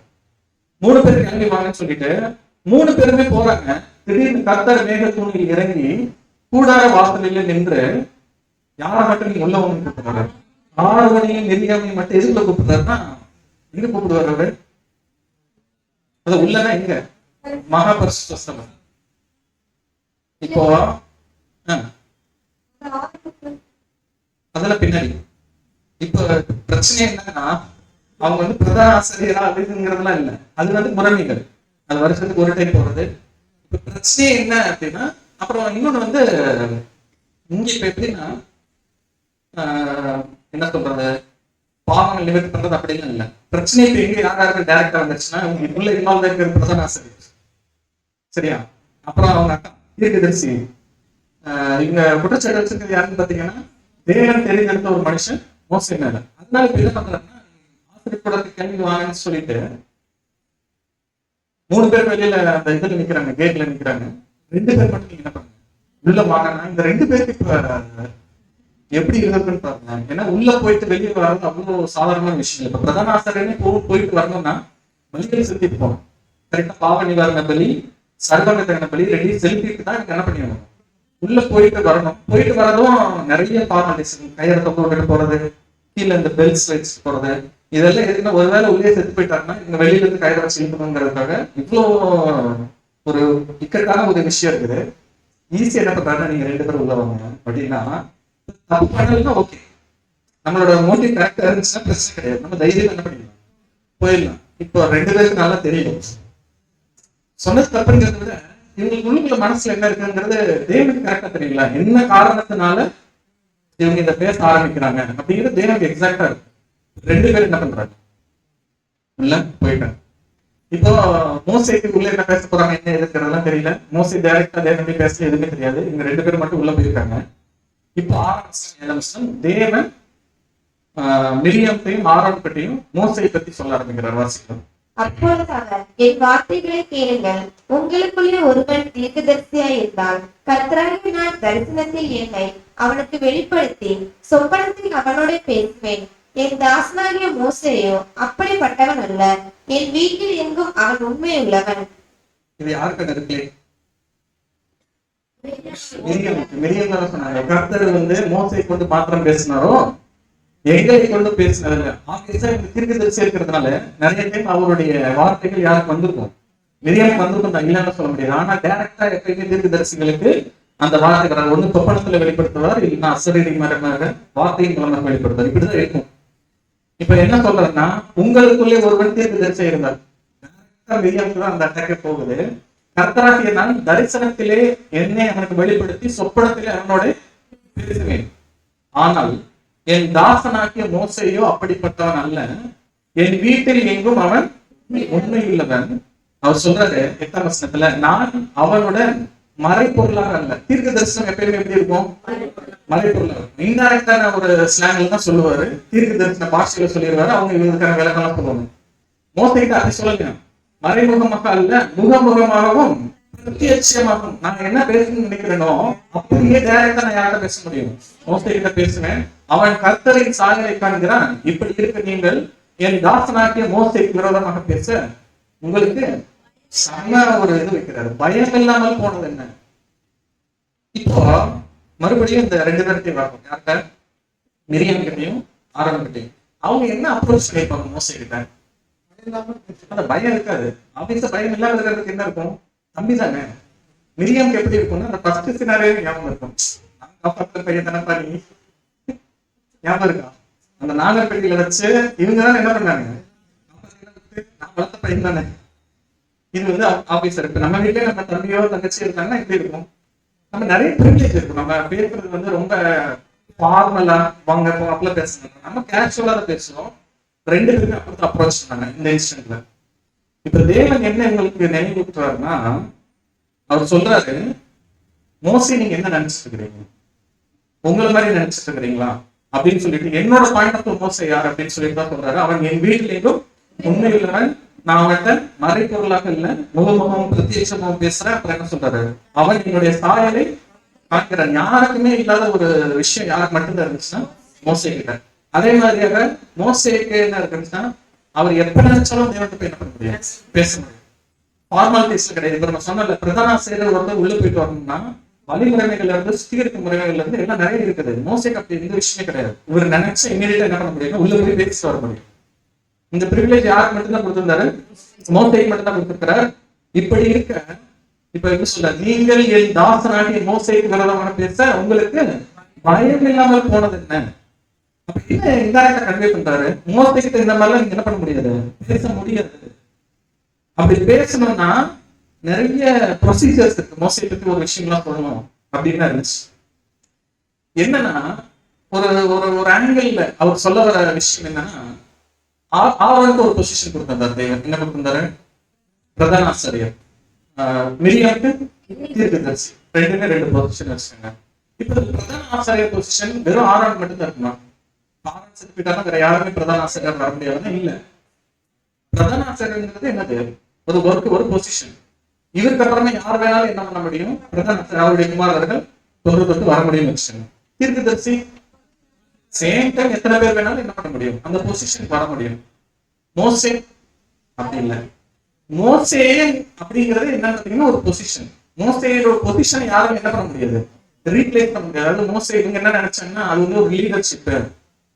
அவர் தூக்கிட்டோம்னா நம்ம அந்த இடத்துக்கு போயிடலாம் நினைச்சாங்க. தேவன் சொல்றாரு, மோசே தூக்கிக்கலாம், அந்த பொசிஷன்ல யாரும் என்ன பண்ண முடியாது? வர முடியாது. அது ஒன்லி இது எக்ஸ்க்ளூசிவ் பொசிஷன் யாருக்குன்னு பாத்தீங்கன்னா மோசே. அதுதான் அவர் எப்படி சொல்றாருன்னா, மோசேங்கிறது ஒரு பொசிஷன், நான் கூப்பிட்டு நான் கொடுத்த ஒரு பொசிஷன். இத்தனைக்கு மோசே வாலண்டியர் பண்ணாராம், நான் வரணும். அவரு எப்படி எல்லாம் தப்பிச்சு போக முடியுமா எல்லாம் ட்ரை பண்ணாரு. ஆனா தேவன் என்ன பண்ணாரு? நான் ஒன்னதான் சூஸ் பண்ணியிருக்கிறேன், நீதான் வந்தாலும். அப்ப இவங்க 2 பேருக்குள்ள ரிலேஷன்ஷிப் பாருங்களேன். இவங்களை பொறுத்த வரைக்கும் அந்த ஃபேமிலியில ஒரு சின்ன பையன் தானே அப்படிங்கிற மாதிரி ஒரு அப்ரோச் இருந்துச்சு. தேவன் சொல்றாரு, எல்லாத்தையும் விட ரைட் பொசிஷன்ல யார வச்சிருக்கிறேன்? மோசே. ஒரு குற்றச்சாட்டு சாப்பிட்டோம்னா அவங்களுக்கு பயமே இல்லை. இப்ப பயம் வர வைக்கணும். இதுக்கப்புறம் மோசேவை யாரும் என்ன பண்ணிட முடியாது. இவங்களுக்கு பிரிவிலேஜ் இருக்குது, நம்ம தம்பி தானே அப்படின்னு. இதை பார்த்துட்டு அடுத்த 4 பேர் என்ன பண்ணுவாங்க? பேச ஆரம்பிப்பாங்கல்ல. இப்ப தேவன் என்ன பண்றாருன்னா, ஒரு பனிஷ்மெண்ட் கொடுக்க போறாரு. அந்த பனிஷ்மெண்ட் ஃபர்ஸ்ட் மிரியம், அடுத்து ஆரோன் அண்டர்ஸ்டாண்ட் பண்ணணும். அடுத்து யார் அண்டர்ஸ்டாண்ட் பண்ணணும்னா இவங்க 2 பேருக்கு இப்படின்னா இஸ்ரேல் ஜனங்களுக்கு எப்படி இருக்கும்? நமக்கு இவங்க பாரு மோசே பத்தி நான் பேசினா அவங்க சொந்த அக்காவுக்கும் அண்ணனுக்குமே இவ்வளவு விஷயம் போச்சுன்னா ஒருவேளை நாளைக்கு நம்ம ஏதாவது பேசணும்னா என்ன ஆகும்? இந்த ஓவரால் நாலேஜ் இஸ்ரேல் ஜனங்களுக்கு மொத்தமா கிடைக்கணும். தேவன் அதுக்கு பயங்கரமான ஒரு காரியம் பண்றார். இதுவும் பைபிள்ல ஃபர்ஸ்ட் ரெக்கார்டு. இந்த மிரியாம் ரெக்கார்டுகள் இருக்கு எல்லாத்துலயும் அவங்க தான் ஃபர்ஸ்ட் தீர்க்கதரிசியில ஃபர்ஸ்ட் இருப்பாங்க. இப்போ குஷ்டரோகம்ன்றது ஒண்ணு வருது இல்லையா, டைரக்டா தண்டனை வாங்கினதுங்கிறதுல ஃபர்ஸ்ட் ரெக்கார்டே யாரும் வந்திருப்பாங்கன்னா மிரியாம் தான் வந்திருப்பாங்க. வாசிக்கலாம். என்ன 12ஆம் அதிகாரம் 9ஆம் வசனம் 10ஆம் வசனம். 12ஆம் அதிகாரம் 9ஆம் வசனம் முதல். கர்த்தருடைய கோபம் அவர்கள் மேல் மூண்டது, அவர் போய்விட்டார். மேகம் கூடாரத்தை விட்டு நீங்கி போயிடுச்சு. மிரியாம் உரிந்த மலையின் வெண்மை போன்ற குஷ்டரோகியானால் ஆரோன் மிரியாமை பார்த்த போது அவள் குஷ்டரோகியா இருக்க கண்டான். அடுத்த எப்படின்னா இன்னும் நீங்க வெளியில எல்லாம் வரல, தேவன் சொல்லிட்டு உங்களுக்கு பயம் இல்லாமல் போனது என்னன்னு சொன்னதோட ஸ்டாப் பண்ணிட்டு அவர் என்ன பண்ணிட்டாரு, போயிட்டாரு. இம்மீடியட்டா யாருக்கு இதாகுது குஷ்டரோகம்? மிரியாம் உறைந்த மழையின் வெண்மை போன்ற 2 தான் இருக்கிறாங்கன்னு வச்சுக்கோங்களேன். நான் ஆரோன் பக்கத்துல எங்க அக்கா இருக்கிறாங்கன்னு வச்சுக்கோம். திடீர்னு அவங்களுக்கு குஷ்டரோகம் ஆகுது. அவங்களோட பார்த்துட்ட பிரபலம் இந்த ஆரோன் முதல்ல எப்படி இருந்திருக்கும்? அவருக்கு எப்படி இருந்தது கொஞ்சம் யோசிச்சு பாருங்களேன். இவர் இந்த சப்போர்ட்டிவ் கேரக்டர். மிரியாம் பேசும்போது மிரியாம் சப்போர்ட்டிவா போனாரு. சப்போர்ட்டிவா போனதுல 2 பேரும் தான் கூப்பிட்டு திட்டிட்டு இருக்காரு. ஆனா மிரியாமுக்கு மட்டும் என்ன ஆயிடுச்சு? இப்போ குஷ்டரோகம். திரும்பி பார்த்தா குஷ்டரோகம் அடிச்சு எப்படி இருந்திருக்கு அடுத்து ஒருவேளை நம்பறானோ. ஆனா இந்த இடத்துல இவர் என்ன ஒரு பொசிஷன்ல இருக்காருன்னா பிரதான ஆசிரியர். ஆனா இவருக்கு என்ன ஆகல, தேவன் அந்த தண்டனையை கொடுக்கல. யாருக்கு மட்டும் கொடுத்துட்டாரு அப்படின்னு பார்த்தோம்னா மிரியாமுக்கு மட்டும் கொடுத்துட்டாரு. 2-3 காரியங்கள் இருக்குது. ஆரோன் இதுல தப்பிச்சிருக்கு. ஆரோன் எப்படின்னா நிறைய இடத்துல இந்த மாதிரி தப்பிச்சிருக்காரு. இந்த பொண்கள் செஞ்சதுலயும் பாத்தீங்கன்னு வச்சுக்கோங்களேன், அந்த மோல்ட் எல்லாம் கிரியேட் பண்ணது யாருன்னு பாத்தீங்கன்னா ஆரோன் தான். ஆனா அவர் தப்பிச்சிருப்பாரு அந்த இடத்துல, மத்தவங்க மாட்டி இருப்பாங்க. என்னன்னா ஆரோன் பொறுத்த வரைக்கும் ஒரு இன்னசென்டான ஒரு கேரக்டர் இருக்கு. ஏன்னா யார வேணாலும் தேவன் பிரதான ஆசிரியர் ஆக்கிருக்கலாம். மோசேனோட அண்ணன்கிறதுனால மட்டும் ஆரோனுக்கு என்ன பொசிஷன் போல பிரதான ஆசிரியர் போல. அதனாலதான் பின்னாடி புதிய ஒரு வசனம் இருக்கு, ஆரோனை போல அழைக்கப்பட்டால் ஒளியே யாரும் இந்த கனமான ஊழியத்திற்கு என்ன பண்ண முடியாது, தானே ஏற்படுகிறது இல்லை. அப்ப ஆரோனுக்கு ஏதோ ஒரு குவாலிட்டி இருந்திருக்கு. இல்லாமல தேவன் என்ன பண்ண மாட்டார், ரேண்டமா ஒரு பர்சனை சூஸ் பண்ணிருக்க மாட்டார். அப்ப ஆரோனுக்கு இருந்த என்ன ஒரு பெஸ்ட் குணலட்சணங்களும் இந்த இன்ஸ்டன்ட்லயும் வெளியில தெரிஞ்சிடும். ஆரோனுக்கு 2-3 ரீசன்ஸ் சொல்றாங்க. ஒருவேளை ஏன் வராம இருந்திருக்காங்க, ஒருவேளை பிரதான ஆசிரியர் வந்துருச்சு. மத்தவங்களுக்கு வந்துச்சுன்னா அதை போய் பியூரிபிகேஷன் பண்ணி எல்லாம் பண்றது ஒருவேளை யார் பார்ப்பாங்க, பிரதான ஆசிரியர் தான் பார்க்கலாம். பிரதான ஆசிரியருக்கு வந்துருச்சுன்னா அப்புறம் அடுத்த லெவல் இருந்து யாருமே ரெடி ஆகல. அந்த பொசிஷனுக்குள்ள இன்னும் வரல. அவங்களுடைய குமாரர்கள் எல்லாம் இருக்காங்க இல்லையா, யாருமே வரல. அப்புறம் இன்டைரக்டா என்னன்னு பார்த்தோம்னா இதுல ஃபுல்லா இனிஷியேட் பண்ணது யாருதான்னா மிரியாம் தான். ஆரம்பத்துல இருந்து ஆரோன் எதுவுமே வாய் திறக்கல. நல்லா இந்த இன்சிடென்ட் நோட் பண்ணி பாத்தீங்கன்னா பேசாம மிரியாம் கூட இருப்பாரு, சப்போர்ட்டிவ் கேரக்டர் தான் இருப்பாரு. அதனால இதுல இந்த போல் மைண்ட் ஒண்ணு இருக்குல்ல, யார் இதை கிரியேட் பண்ணாங்க இல்லையா, அவங்களுக்கு டைரக்டா தேவன் என்ன பண்ணிட்டாரு, அந்த தண்டனையை கொடுத்துட்டாரு அப்படின்னு பாக்குறோம். சோ இந்த வசனம் கூட எதுக்கு அப்படின்னா ஆரோனுடைய சந்ததியாரில் யாராவது ஃப்ரெண்ட்ஸ்னா கூட அந்த பொசிஷன் இருக்கும்.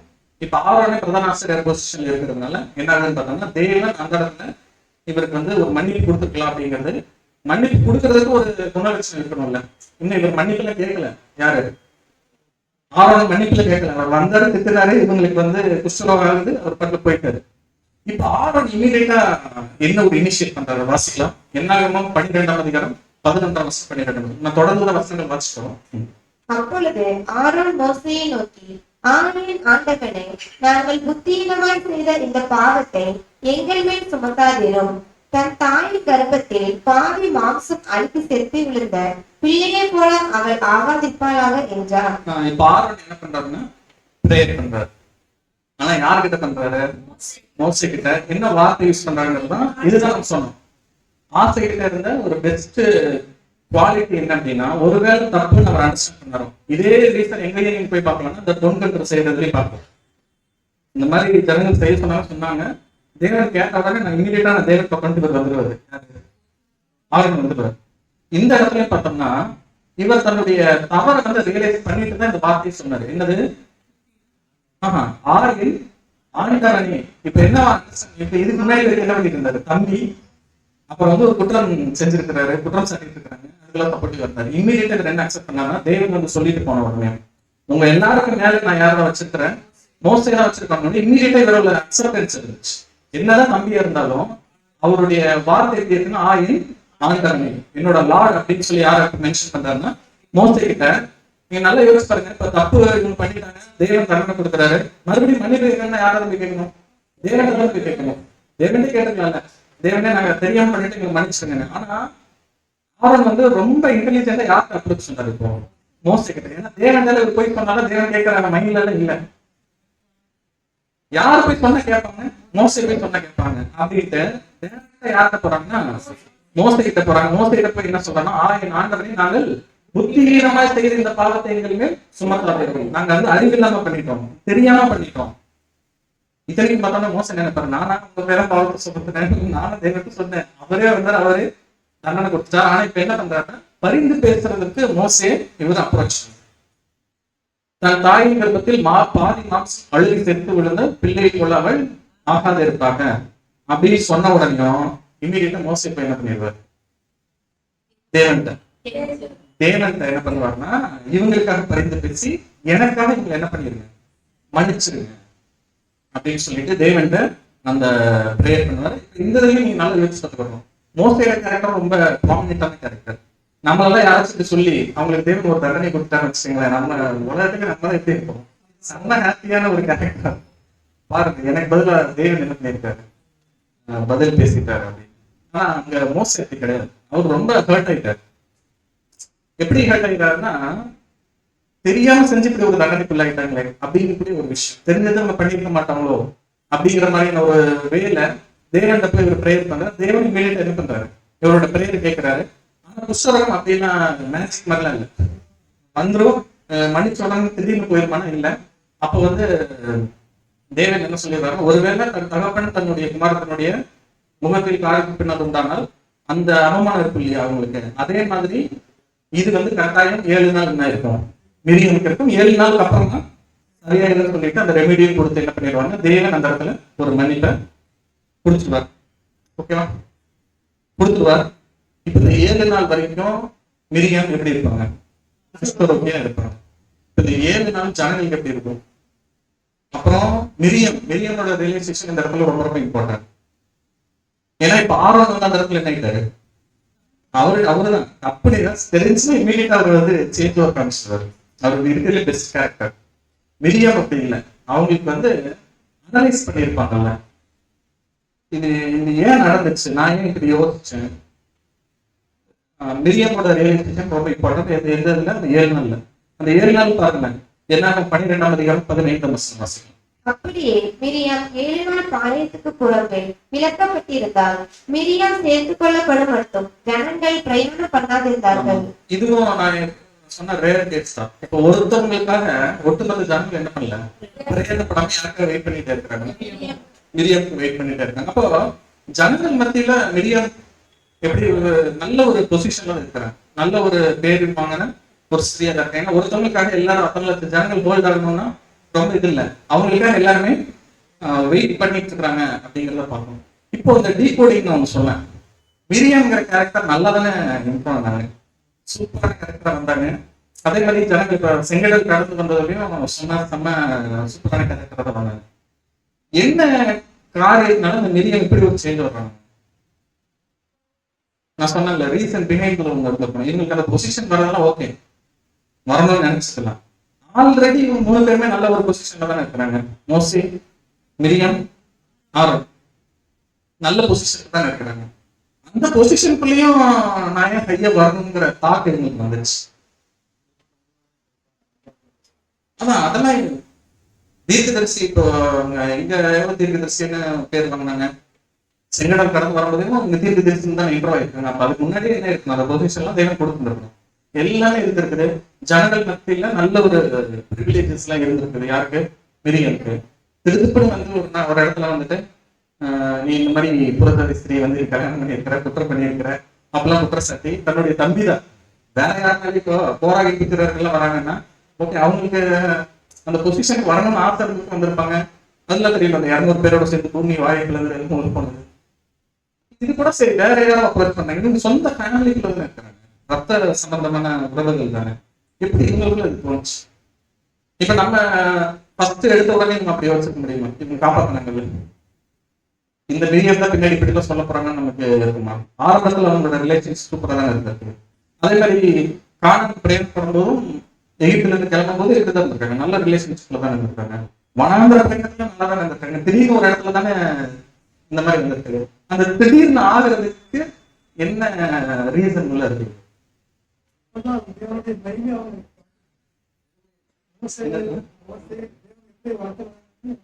இல்ல இல்ல, நான் சொல்றது மிரியமோட பாயிண்ட் ஆஃப் வியூல இருந்து நம்ம யோசிக்கலாம். எனக்கு எல்லாமே இருக்குது, ஆனாலும் நான் திடீர்னு இன்னொன்னு வேணும்னு நான் நினைக்கிறேன்.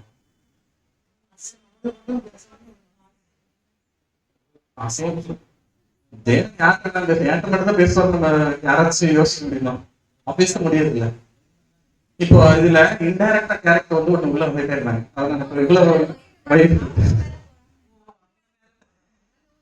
என்னன்னா எங்க இருந்துன்னா எகிப்துல இருந்து கிளம்பும் போது மோசேனுடைய ஃபேமிலி கூட இல்ல, ஃபேமிலி ஃப்ரெண்ட்ஸ் யாரு, அவங்களுடைய ஒய்ஃப், அவங்களுடைய குமாரர்கள்லாம் எகிப்துல இருந்து கிளம்பும் போது உள்ள வரல. 3 மாசம் கழிச்சுதான் இந்த சீன் மனந்தரம் முடிச்சு பிரயாணப்படும் தான் யார் இதுல இருப்பாங்க, எத்திரோ, அவங்களுடைய மனைவி, அவங்களுடைய குமாரர்கள் எல்லாம் இப்ப எதுக்குள்ள வந்திருப்பாங்கன்னா வனாந்தர பிரயாணத்துல வந்து ஜாயின் ஆயிருப்பாங்க. இப்ப இதுக்கு முன்னாடி வரைக்கும் ஒரு பிரிவிலேஜ் இருந்துச்சு, யாருக்குன்னா யாருக்கு? மிரியம். என்ன பிரிவிலேஜ்னா மோசேனுடைய அக்கா. இந்த பிரிவிலேஜ் ரொம்ப ரொம்ப இம்பார்ட்டன்ட். மோசேனுடைய அக்காங்கிற பிரிவிலேஜ். ஏன்னா அதான் சொன்னாங்க, வெறும் தீர்க்கதரிசி மட்டும் கிடையாது, அவங்க மோசேக்கே அக்கா அப்படி வச்சுட்டீங்க. அப்போ ஆபீஸ ஜனங்கள் மத்தியில் எப்படி இருக்குன்னா தன்னோட லீடரோட அக்காங்கும் போது அவங்களுக்கு மேல ஒருத்தவங்க இருக்கிறாங்கிற ஒரு ஒரு பிம்பம் யாருக்கு இருந்துட்டு இருக்குதுன்னா மிரியம்க்கு இருந்துட்டு. எது வரைக்கும் அப்படின்னா மோசோட ஒய்ஃப் வர வரைக்கும். ஒய்ஃப் வந்த உடனேயும் ஆபீஸ்ல என்ன இருக்குன்னா அந்த பிரிவிலேஜ் அக்காவுக்கு பதிலாக யாருக்கு போவாங்க, ஒய்ஃப் போவாங்க. இப்ப புரிஞ்சு அந்த ஃபர்ஸ்ட் பாயிண்ட் எதை கொண்டு வந்தாங்கன்னா மோஸ்ட்லி தூக்கணுங்கிறதுக்கு வந்து அவங்க அந்த பாயிண்ட் சொல்லல.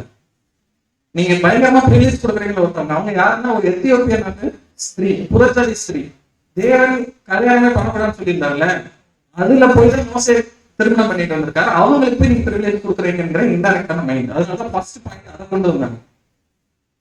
ஆப்வியஸா மிரியம் தெரிஞ்சுக்கல, எப்ப எகிப்துல வந்தவங்களுமே தெரிஞ்சுக்கல இவங்க யார் கல்யாணம் பண்ணி இருக்கிறாங்க, என்ன ஏது எல்லா டீடைல்ஸும் தெரிஞ்சிருக்கணும். இது இங்கதான் ரிவீல் பண்ணணும்னு இருக்கிறா. அப்படின்னா பிரிவிலேஜ் அப்படிங்கிறது தன் தெரிஞ்ச இன்னொருத்தவங்களுக்கு போகுதுன்னு தெரிஞ்ச உடனேயும் ஒரு பொறாமை ஏற்படுது. ஆனா எந்த இடத்துல நீங்க அதை ப்ராப்பரா வாசிக்க முடியாது. இந்த இடத்துல இன்டைரக்டான கேரக்டர் யாருன்னு பாத்தீங்கன்னா மோசேனுடைய சிப்போரா, அவருடைய மனைவி. இப்ப பிரிவிலேஜ் பாத்தீங்கன்னா அந்த சகோதரி பிரிவிலேஜ் ஒருத்தவங்களுக்கு இருந்து இன்னொருத்தவங்களுக்கு போகணும்னு உடனேயும் அந்த சிப்போராவே என்ன டவுன் பண்ணணும். மோசேனோட பொசிஷன் எனக்கு இப்படிதான் ஒரு பேடான ஒரு கேரக்டர் என்ன பாத்தீங்கன்னா மிரியம் இருந்து. அது சொன்னல மிரியம் இருந்து அப்படிலாம் வரும்னு நான் எக்ஸ்பெக்ட் பண்ண முடியாது முன்னாடி பார்த்த இன்ட்ரோடக்ஷன்ல எல்லாம். ஆனா இவங்களுக்கே வருது அப்படிங்கும் போது என்ன ஆகுதுன்னா இதை கரெக்டா பாயிண்ட் அவுட் பண்ணி தான் தேவன் என்ன பண்றாரு, இவங்களுக்கு இந்த ஒரு தண்டனை கொடுக்கறதாகட்டும், அவருடைய ரிப்ளை ஆகட்டும், எல்லாமே வந்து மிரியம்னுடைய அந்த மைண்டுக்குள்ள ஒண்ணு இருந்துச்சுல, எனக்கு இது வேணும், இந்த பொசிஷன் எனக்கு வேணும்னு நினைச்சு. ஏன்னா நல்லா யோசிச்சு பாத்தீங்கன்னா ஆரம்பத்துல இருந்து வழி நடத்தி போற பொறுப்பு யார் மட்டும்தான் கொடுத்தாரு? மோசேக்கு மட்டும்தான். மோசே என்ன சொன்னாரு, என்னால சரி பேச முடியாது, உனக்கு யாரு நான் ஹெல்ப் கொடுக்குறேன் பண்றதுக்கு, ஆரோனை கொடுத்துறேன். இப்ப 2 பேரும் அபிஷியல் தேவனால அப்பாயிண்ட் பண்ணப்பட்டாங்க. யாரு?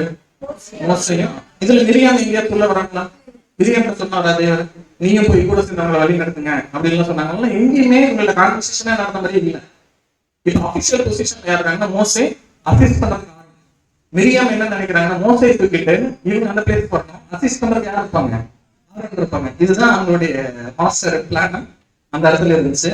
இப்போ ஆரோன் கரெக்டா அண்டர்ஸ்டாண்ட் பண்ணிட்டாரு, நமக்கு ஆண்டவன் யாருதான் மோசேயிடம் ஆப்ஷன்ல கிடையாது, ஃபுல்லா சரண்டர் ஆயிட்டாரு.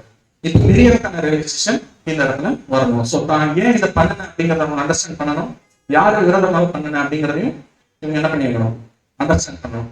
இப்ப இங்க நடந்த ஒரு இன்சிடென்ட் இருந்துச்சு இல்லையா, இது நீங்க நல்லா யோசிச்சு பார்த்தீங்கன்னா மோசே இருக்கிறார், ஆரோன் மிரியம் இருக்கிறாங்க. தேவன் தண்டனை கொடுத்தாரு. புஷ்பராகங்கிறதே பாவத்தின் அடையாளமாக தான் என்ன இருக்குது, பழைய ஏற்பாட்டுல கொடுக்கப்பட்ட ஒரு விஷயம். இதை கொடுத்துட்டார்.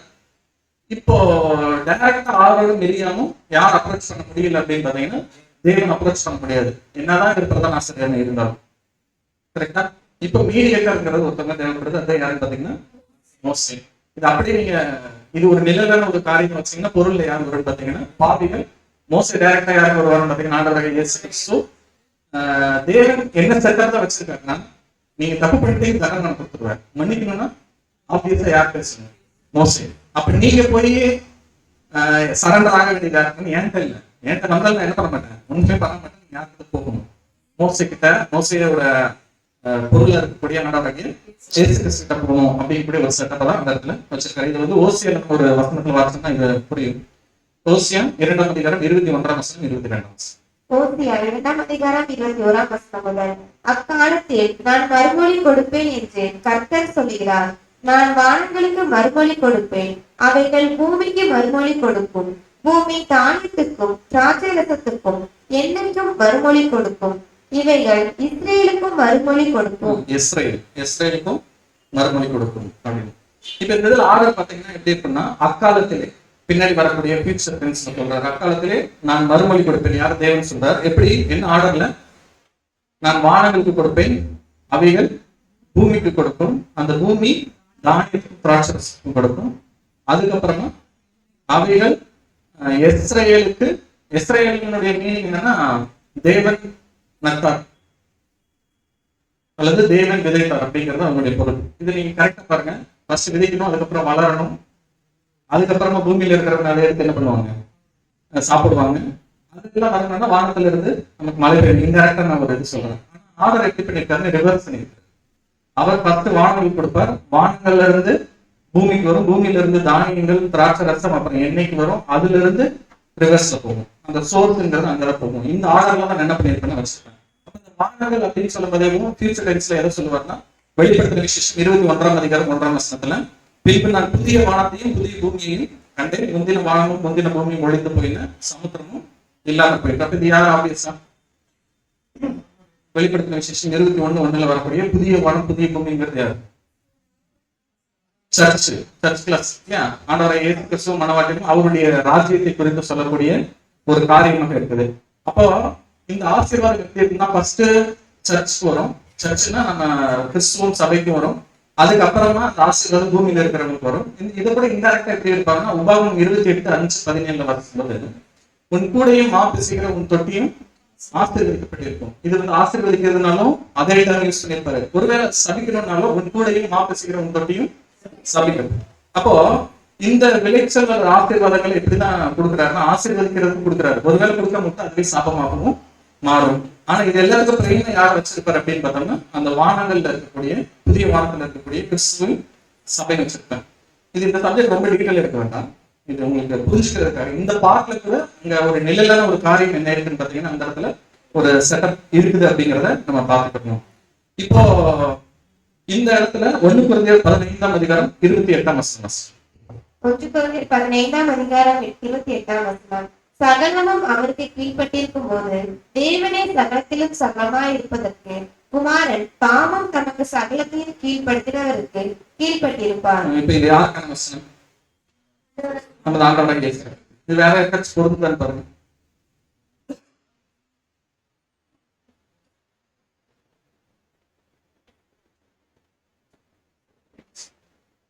சரி, பொருள்ல இருந்து நிழலுக்கு யோசிச்சு பாருங்க. மோசே இதன பொருள். இப்ப நம்ம ஆண்டவரை இயேசு யாருக்கு வந்து பார்த்தோம்னா, மோசேனுடைய பொருளாக பார்த்தோம். மோசே நிழலா இருக்கிறார். இப்ப அங்க நடந்த இன்சிடென்ட் நோட் பண்ணிக்கோங்க. மோசேனுடைய பொசிஷன், மோசேனுடைய சார்ந்த குணம், இது எல்லாமே யாருக்கான ஒரு நிழலா இருக்குன்னா ஆண்டவரை இயேசுனுடைய நிழல். இப்ப இங்க இந்த இடத்துல எப்படி இருக்குன்னா, அவர் பிரைம் பொசிஷன்ல இருக்கும்போது, அவரோட ராஜ்யத்துல இருக்கும்போது சகலமும் அவருக்கு எப்படி இருக்கும்? கீழ்பட்டு இருக்கும். தேவனே சகலத்திலும் சகலமா இருப்பதற்கு குமாரன் தாமும் தமக்கு சகலத்தில் கீழ்படுத்தினவருக்கு என்ன பண்ணியிருப்பாரு? கீழ்பட்டிருப்பாரு. எல்லாமே தேவன் யாருக்கு கொடுத்திருப்பாரு? ஏசு கிறிஸ்து கொடுத்திருப்பாரு. எல்லாமே எனக்கு இருக்குங்கிறதுனால நான் எல்லாத்துக்கும் மேல அவர் நினைக்க எப்படி இருந்தாரு? எல்லாத்தையும் எனக்கு கொடுத்தார்ல, நான் அவருக்கு கீழே தான் அப்படின்னு இப்படி ஒரு பொசிஷன் எடுத்துக்கிட்டார்ல.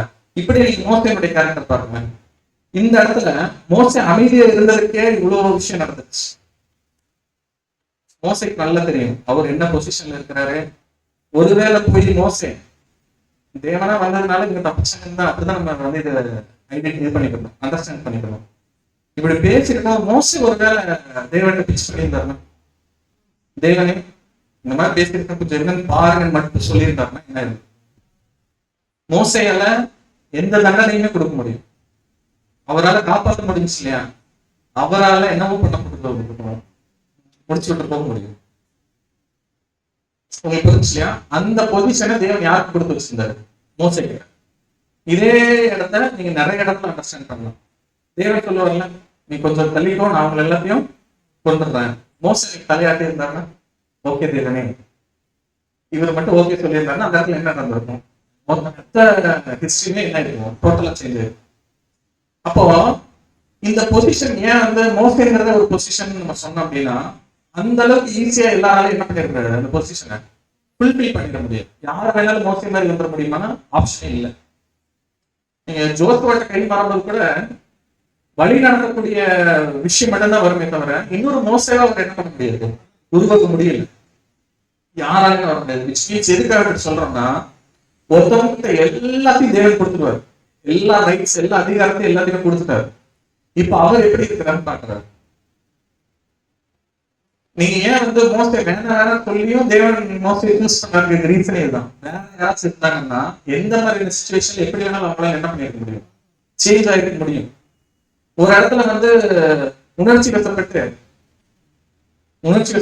அந்த ஜனங்கள் சொன்னாங்க, டெய்லி அவங்களுக்கு வந்து டிசைன் என்ன பண்ணிட்டு வருவாங்கன்னா, நேற்று இதை சொல்லி பண்ணி வேற ஏதாச்சும் சொல்லலாம் அப்படின்ட்டு வர்ற கேஸ் தான். நீங்க பாத்தீங்கன்னா ஒரு 20 முருகப்புகள் வந்து நீங்க தொடர்ந்து நம்மளால அது சரி பண்ண முடியும். நிஜமான ஒரு முருகப்பா இருந்தா கூட ஒரு ப்ராப்ளம் இருந்தா ஒரு சொல்யூஷன் வந்து ஃபைண்ட் அவுட் பண்ணலாம்.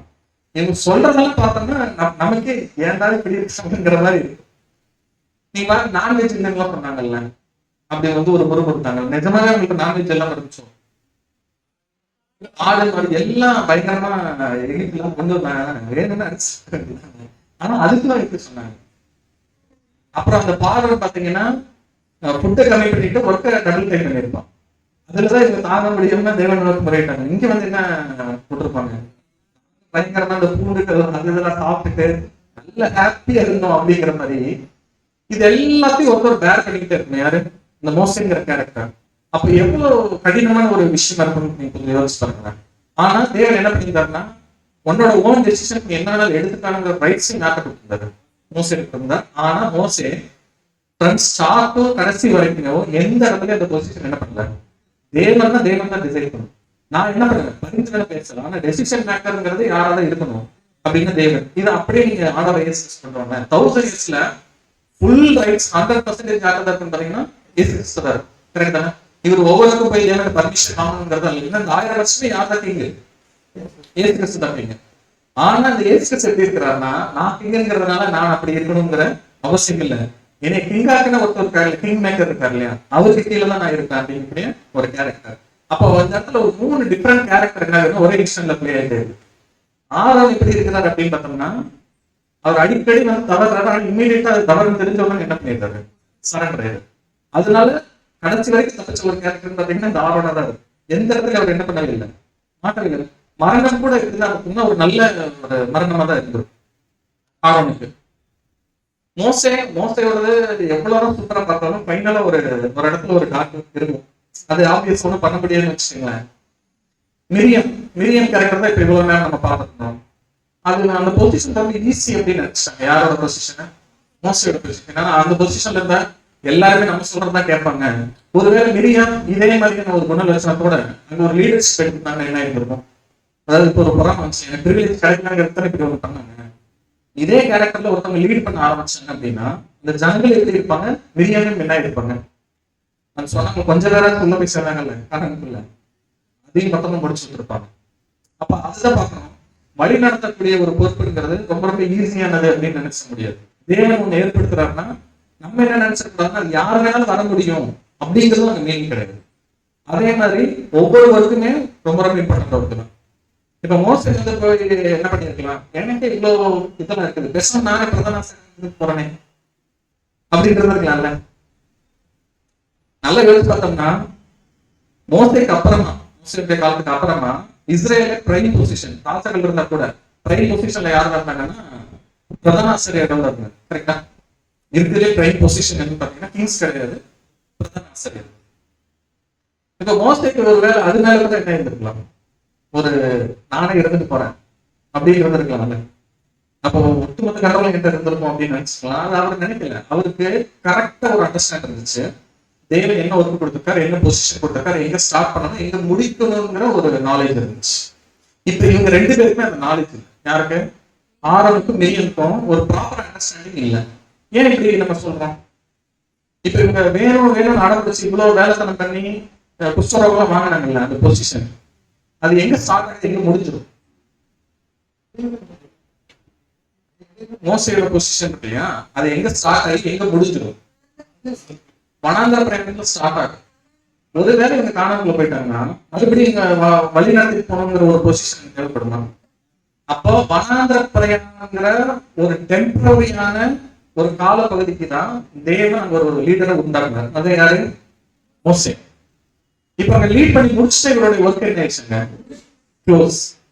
இப்ப இவங்க இவ்வளவு வாங்குறாங்க இல்லையா, இது என்னன்னா அந்த டெம்பரரி பொசிஷனுக்கு ஆசைப்பட்டு என்ன பண்ணாங்க, இவ்வளவு வருஷப்படும் காணக்குள்ள என்ட்ரு ஆயிட்டாங்க. இது எல்லாமே கட்டு க்ளோஸ். அங்க தேவைப்படாது, வழி நடத்தணுங்கிற விஷயம் தேவைப்படலாம். அங்க அவங்க போய் என்ன ஆயிடலாம், செட்டில் ஆயிடலாம். கரெக்டா தானே?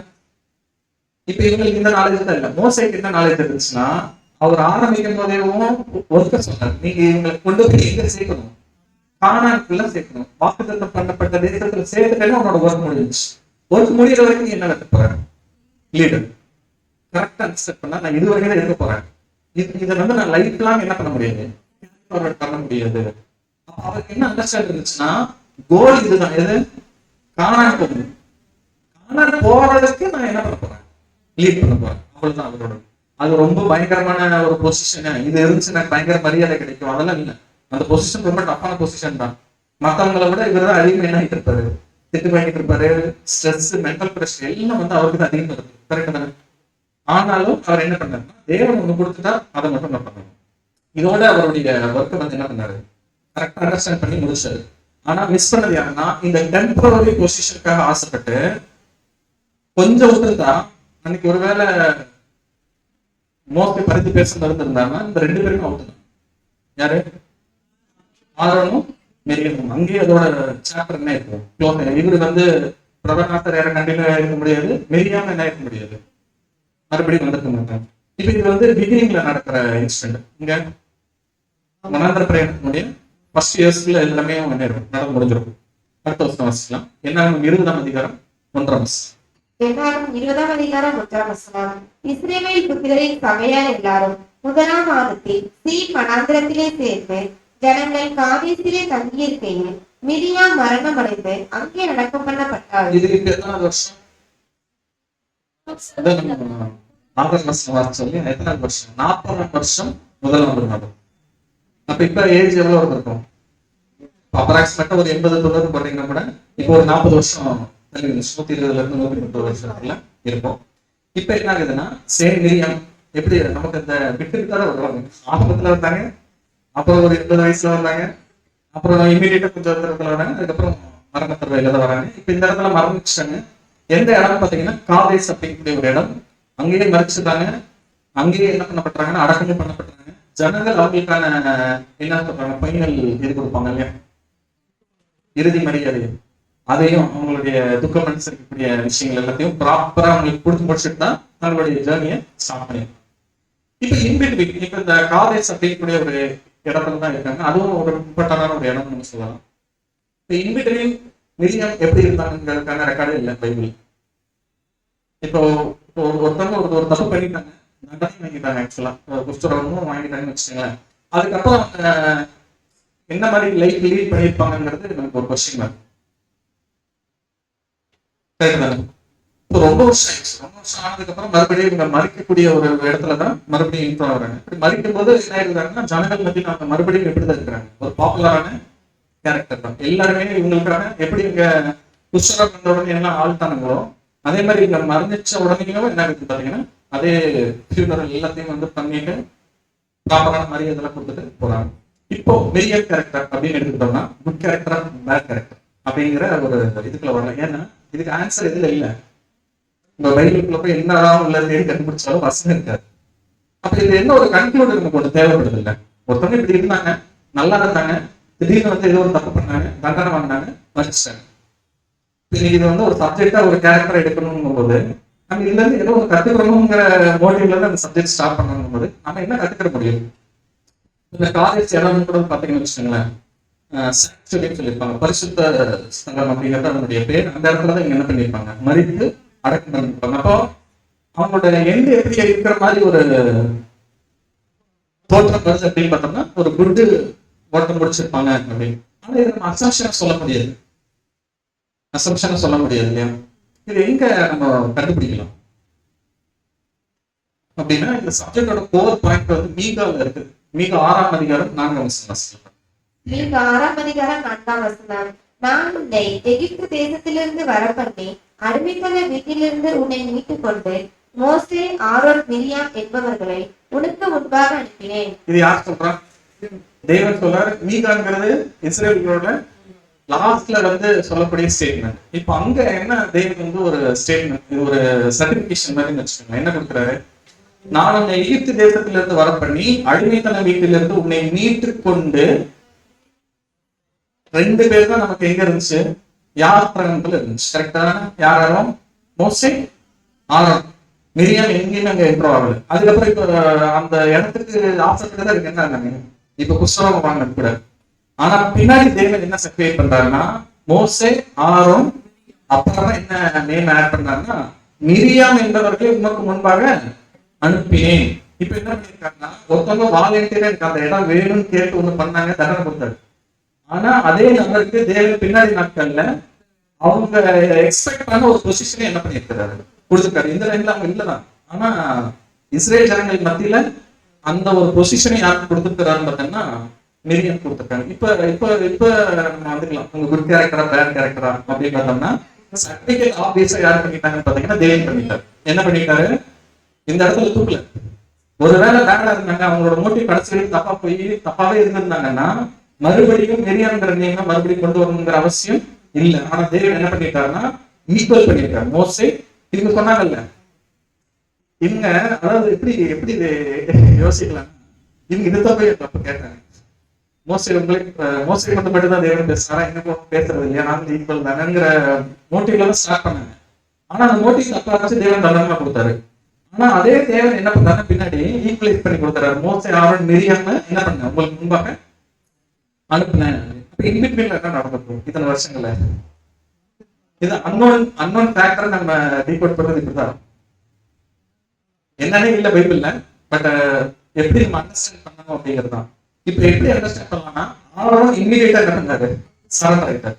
மிரியாம் எப்படி இதாயிருந்திருப்பாங்க, என்ன ஆயிருந்திருக்கணும் அப்படின்னா இவங்களுக்கு இருக்கக்கூடிய சோர்ஸ் ஒன்று இருந்துச்சுல, ஒரு ரீசன் இருந்துச்சுல, எதுனால வந்துச்சு, அந்த பிரிவிலேஜ் எதுக்கு தேவைப்பட்டுச்சு. சொன்னால டெம்பரரியான பொசிஷன். அங்க போய் சேர்ந்துட்டா எந்த பிரிவிலேஜும் யாருக்குமே கிடையாது. ஈவன் மோசை கூட வழி நடத்தணுங்கிற லீடர்ஷிப் அங்க கிடையாதுதான். அதுக்குதான் ஆசைப்பட்டு இருந்தாங்க, இவ்வளவு எல்லாம் விட்டாங்க. ஆனா அவங்க ஒரு லீடருங்கிறாங்க, அப்படி கிடையாது. இதெல்லாம் எதிர்பார்க்கறாங்க, அவங்க லீடரா இருக்கிறதுக்கான வாய்ப்புகள் இல்லை. இதை யார் ரியலைஸ் பண்ணியிருக்கணும்னா மிரியம் ரியலைஸ் பண்ணியிருக்கணும். லேட்டர் டேஸ் அந்த குஷ்டரோகம் முடிச்சு வந்திருப்பாங்கல்ல, அதுக்கு அடுத்து தங்களோட லைஃப் ஒன்று இருக்குல்ல, மரணிக்கும் தருவாங்க வரைக்கும் இன்பிட்வீன்ல எந்த இடத்துலயுமே என்ன ஆகல, விழுந்து போகவே இல்லை. ஒரு அண்டர்ஸ்டாண்டிங் வந்து மனம் திருந்தி இருப்பாங்கல்ல, அதுக்கப்புறமா எந்த இடத்துலயும் என்ன ஆகல, விழுந்து போகாம ஸ்டெடியா நின்றுக்கிறாங்க. ஸ்டெடியா நின்றதுனாலதான் அவங்களுடைய மரணம் எப்படி இருக்குன்னு பாத்தீங்கன்னா இஸ்ரேலர்கள் பத்தியில ஒரு நல்ல பாப்புலரான பர்சனோட ஒரு மரணமா இருந்து அவங்க நல்ல முறையில் அடக்கம் பண்ணப்பட்டு அந்த பரிசுத்த ஸ்தலம் காதேஸ்ங்கிறது அதான் சொன்ன மாதிரிதான் சாங்சுரின்னு சொல்லியிருப்பாங்க இல்லையா. அந்த இடத்துல அது கூட சிம்பாலிக்கா சொன்னதுதான். அவங்களுடைய லைஃப் எப்படி இருந்திருக்குன்னா பரிசுத்தமா இருந்திருக்குது. இப்போ டீகோடிங் எப்படின்னா ஒருத்தவங்களோட லைஃப் நல்லா ஸ்டார்ட் ஆகுது, கடைசி வரைக்கும் நல்லாவே இருக்குமான்னா யாராலையும் சொல்ல முடியாது. அது எப்ப வேணாலும் யார் வேணாலும் எங்க வேணாலும் என்ன ஆயிடலாம், விழுந்து போயிடலாம். ஆனா விழுந்து போன கேரக்டர் விழுந்து போனதோடவே என்ன இருப்பாரு, தோத்தா இருப்பாரு. ஒருவேளை அவங்க அதுல இருந்து எதிர்த்து வந்தாங்கன்னா யார் மாதிரி இருக்கு அப்படின்னா அந்த மிரியாம்ங்கிற ஒரு கேரக்டர் மாதிரி அந்த இடத்துல இருந்திருக்கணும். அடிஷனலா மிரியாம்ல இருந்து கத்துக்கூடிய ஒரு இன்னொரு விஷயம் என்ன அப்படின்னு பாத்தீங்கன்னா உபாகமம் 24ஆம் அதிகாரம் 8ஆம் வசனம் 9ஆம் வசனம். உபாகமம் 24ஆம் அதிகாரம் 8ஆம் வசனம். குஷ்டரோகத்தை குறித்து லேவியராகிய ஆசாரியர் உங்களுக்கு போதிக்கும் யாவையும் கவனித்து செய்யும்படி மிகவும் எச்சரிக்கையாய் இருங்கள். நான் அவர்களுக்கு கட்டளையிட்டபடியே செய்ய கவனமாய் இருப்பீர்களாக. நீங்கள் எகிப்திலிருந்து புறப்பட்டு வருகிற வழியிலே உங்கள் தேவனாகிய கர்த்தர் மிரியாமுக்கு செய்ததை நினைத்துக் கொள்ளுங்கள். குஷ்டரோகம் கட்டளையை ஜனங்கள் மத்தியில பயங்கரமா காமிக்கிறதுக்கு அவர் கோட் பண்ற ஒரு எக்ஸாம்பிள் என்ன பாத்தீங்கன்னா, இந்த வழியில உங்கள் தேவனாகிய கர்த்தர் மிரியாமுக்கு செய்தது நீங்க என்ன பண்ணிக்கங்க, நினைத்துக் கொள்ளுங்கள். அந்த இடத்துல மோசம் இருந்ததுனால பிரச்சனை இல்லைன்னா அவங்களதான் அப்படின்னு சொல்லிட்டு குஷ்டரோகம் சம்பந்தமான ஒரு விஷயத்தையும் எச்சரிப்பை இந்த இடத்துல கொடுத்துருக்கு. இப்போ 2 ஆங்கிள் மிரியாமோட கேரக்டர் நம்மளோட லைஃப் எப்படி இருக்குது பெஸ்ட் எக்ஸாம்பிள். ஒண்ணு வந்து என்னன்னா, நமக்கு தேவன் என்ன ஒரு ஒர்க் கொடுத்துருக்காரோ அதை மட்டும் தான் பார்க்கணும் ஃபர்ஸ்ட் டைம். அப்புறம் 2வது நமக்கு ப்ரிவிலேஜ் கிடைக்கலையோ அதை நம்ம என்ன பண்ணவே கூடாது, நோட் பண்ணவே கூடாது. அதுக்கு பெஸ்ட் எக்ஸாம்பிள் யாருன்னு பாத்தீங்கன்னா மோசே. கரெக்டா அண்டர்ஸ்டாண்ட் பண்ணி என்ன பண்ணணும், எவ்வளவு நாள் இருக்கும், அதுல நம்மளோட எஃபர்ட் எவ்வளவு போடலாம், என்னதான் நமக்கு ரைட்ஸ் கொடுத்தாலும் நம்மளோட லிமிடேஷன்ஸ் என்ன, தேவன் நமக்கு மேல இருக்காருங்கிறத கரெக்டா அண்டர்ஸ்டாண்ட் பண்ணி போனாரு. ஆரன் அவரு யார வேணாலும் இது பண்ணலாம், மேனிபுலேட் பண்ணலாம். ஆனா இம்மீடியட்டா அவர் என்ன இருப்பாரு, அவருக்கு எப்போ அது வந்து தவறு தெரிஞ்சோ இம்மீடியட்டா அவர் என்ன ஆயிடுவாரு, சேஞ்ச் ஒரு ஆயிடுவாரு. அதே மாதிரி இப்ப நம்மளுக்கு ஏதாச்சும் வந்து தவறுகள் இருக்குது, அது தவறுன்னு தெரிஞ்சிட்டோம்னா ஆரோனோட கேரக்டர் வந்து வச்சுக்கணும். மோஸ்ட் கேரக்டர் ஆப்வியஸ் நம்ம பார்க்க இயேசு கிறிஸ்து அளவுக்கு அவருடைய கேரக்டர் இருக்கிறதுனால இதுக்கு one of the best character அப்படின்னு நம்ம சொல்லலாம். இப்ப மிரியாம இருந்து எடுத்தோம்னா 2 விஷயம். ஒண்ணு, தப்பு பண்ணா மிரியாமாவே இருந்தாலும் என்ன ஆயிடும், அந்த தண்டனை வாங்கிடுவோம். அடுத்து விழுந்து போனவங்களாவே இருந்துருவாங்கன்னா இல்ல, எந்திரிச்சு வரணும் யார் மாதிரி பார்த்தோம்னா மிரியாம்கள். இப்ப இந்த மிரியாம் மாதிரி எந்திரிச்சு வரும்போது நம்ம இங்க என்னெல்லாம் தேவைப்படுதுன்னு நினைக்கிறோமோ அந்த தேவன் என்ன இருந்தாரு கொடுத்துருவாரு. நம்ம தான் சண்டை போட்டு அதை வாங்கணுங்கிற எந்த ஒரு நீடுமே இல்லை. அப்ப இதை எப்படி அண்டர்ஸ்டாண்ட் பண்ணலாம் நம்மளோட லைஃப்ல, ட்ரூத் லைஃப்ல? இது ரொம்ப நாள் எடுக்க மாட்டேன், அதுக்கு இவ்வளவு நேரம் சப்ஜெக்ட் எடுத்து நமக்கு ஷார்ட்டா நமக்கு புரியுதுன்னா இந்த ஒரு மாடல் எடுத்துக்கலாம். நமக்கு இதே மாதிரி எகிப்து காணன் அப்படிங்கக்கூடிய ஒரு பிரயாணம் தான். இப்ப நம்ம பூமியில இருந்து அப்படிங்கக்கூடிய ஒரு பிரயாணத்துலதான் எல்லாருமே எழுதுறோம். கரெக்டா? இப்ப நம்ம எல்லாரோட கோல் என்னவா இருக்கணும், நல்லா அண்டர்ஸ்டாண்ட் பண்ணிக்கணும். நம்ம எல்லாருமே இங்கதான் போகணும், காணாம போறது வந்தது. which means என்ன, நம்ம எல்லாருமே வாக்குதம் பண்ணி ஞானஸ்தானங்கள் எடுத்து இவ்வளவு ட்ரூத்ல எல்லாம் சாக்ரிஃபைஸ் பண்ணுறது ஓடுறதுக்கு ரீசன் என்னன்னு பார்த்தோம்னா, எல்லாருமே ஆண்டவரை எழுதிட்டு மனவாட்டி பரலோகத்துக்கு போய் சேரணுங்கிறது தான் நம்மளோட கிளாஸ். என்னைக்கு அதை மறக்கிறோமோ அப்பதான் எதுல கான்சன்ட்ரேஷன் பண்ண ஆரம்பிப்போம். இந்த டெம்பரவரலா இருக்கக்கூடிய காரியங்கள்ல கவனம் செலுத்தாரு. அந்த டெம்பரவரி பொசிஷன் கூட நம்ம யோசிச்சு பார்த்தோம்னா, நமக்கு பவுல் சொல்லியிருப்பல, கண்ணுனா கண்ணோட வேலையை பார்க்கணும், கைனா கையோட வேலைக்காக அதாவது அந்தந்த அவையினுடைய வேலையை பார்த்தா போதுமானது. எப்போ ப்ராப்ளம் வர ஆரம்பிக்குது, கண்ணானது நான் கையா இருக்குன்னு நான் நினைக்கிறதுனாலயோ, கால் வந்து நான் பேசணும்னு நினைக்கிறதுனாலயோ, கால் வந்து சாப்பிடணும்னு நினைக்கிறேன், இப்படி எல்லாம் இருந்துச்சுன்னா என்னாகும், அது ஒரு ப்ராப்பரான ஒரு சரீரமாக இருக்கிறதுக்கான வாய்ப்புகள் இல்லை. அப்போ என்னைக்கு டெம்பரரி பொசிஷன்ஸ் மேல அது என்ன வேணாலும் இருக்கலாம்னு வச்சுக்கோங்களேன். இப்ப நான் சொல்றது வந்து டைரக்டா வந்து என்ன நினைச்சிடக்கூடாதுன்னா, ஏதோ நான் வந்து இதை மென்ஷன் பண்ணி பேசிட்டு இருக்கிறேன், எலெக்ஷன் மென்ஷன் பண்ணி பேசிட்டு இருக்கிறேங்கிறது கட்டாயமே இல்லை, அது 100% இல்லை. நம்ம செய்யற சின்ன ஒர்க்கு கூட தேவன் என்ன பண்ணிட்டு இருப்பாரு, அதுக்கான பிரிவிலேஜ் எல்லாமே கொடுத்துருக்காரு. ஆப்வியஸா ஒரு சிலருக்கு ஒரு சில பொறுப்புகள் கொடுக்குறாரு, இவங்க இதுதான் பண்ணணும். சகோதரர்கள்னா அவங்களுக்கு வழி நடத்தக்கூடிய பொறுப்புகளா இருக்கலாம். சகோதரர்களுக்கு நிறைய பேருக்கு வந்து தேவன் என்ன பண்ணியிருப்பாரு, கொடுத்துருப்பாரு. ஆனா யாரை கம்பேர் பண்ணி எனக்கு அந்த பிரிவிலேஜ் கிடைக்கல, நமக்கு அந்த ஃபர்ஸ்ட் வேலை ஒண்ணு வருது இல்ல, அது எங்க வேணாலும் கொண்டு போய் நம்மள சரி, எங்கன்னா அங்க இல்ல மேல இல்ல, அதுக்கு பேசாம வந்து வராமே இருந்துக்கலாம்ங்கிற லெவலை விட ஒர்ஸ்டா கொண்டு போய் விடுறதுக்கு நிறைய ஆப்ஷன்ஸ். அப்ப நம்மளுடைய அறியாமையிலோ இல்ல மாம்ச பலவீனத்திலேயோ எங்கேயோ செய்யக்கூடிய ஒரு சின்ன மிஸ்டேக் நம்ம யோசிக்கிறோம்ல, அது வந்து நம்மளுடைய ஒட்டுமொத்த அழிப்பையுமே என்ன ஆக்கிறோம், இடையிலே கட் பண்ணிக்கிறோம். ஆனா நம்ம என்ன பண்ணிட்டு இருக்கோம், கூட சேர்ந்து டிராவல் பண்ணிட்டு இருப்போம், போய் சேரணும், புரிச்சுல என்டர் ஆகிறதுக்கான ஆப்ஷன்ஸ் கிடைக்காம போயிடும். அப்போ இந்த சப்ஜெக்டோட ஒரு கன்க்ளூட் பாயிண்ட் நம்ம என்ன எடுக்கலாம் அப்படின்னா, நம்ம கோல் என்னைக்குமே என்ன இருக்கக்கூடாது, மறந்துடக்கூடாது. இந்த பிரயாணத்துல நிறைய விஷயங்கள் வரும், ஆனா எல்லாமே இதோட போயிடும். இப்ப எக்ஸாம்பிள் வச்சுக்கலாம், இப்ப நான் வந்து இங்க ஒரு வழி நடத்தக்கூடிய பொறுப்பு வேணும் அப்படின்னு நான் நினைக்கிறேன், இல்ல நான் எடுத்த பேசணும்னு நினைக்கிறேன்னு வச்சுருவோம். இது எவ்வளவு நாள் பண்ணிட்டு இருக்க முடியும், ஒண்ணு நான் உயிரோட இருக்கிற வரைக்கும் பண்ணிட்டு இருக்க முடியும். இல்ல எல்லாருமே சர்ச் ஆயிட்டாங்கன்னா அங்க போய் நான் இதே பண்ணுவேன். நான் அங்க போய் நான் சர்ச் ஆயிட்டு நான் கீழே அந்த பொசிஷன்ல தான் இருந்தேன்.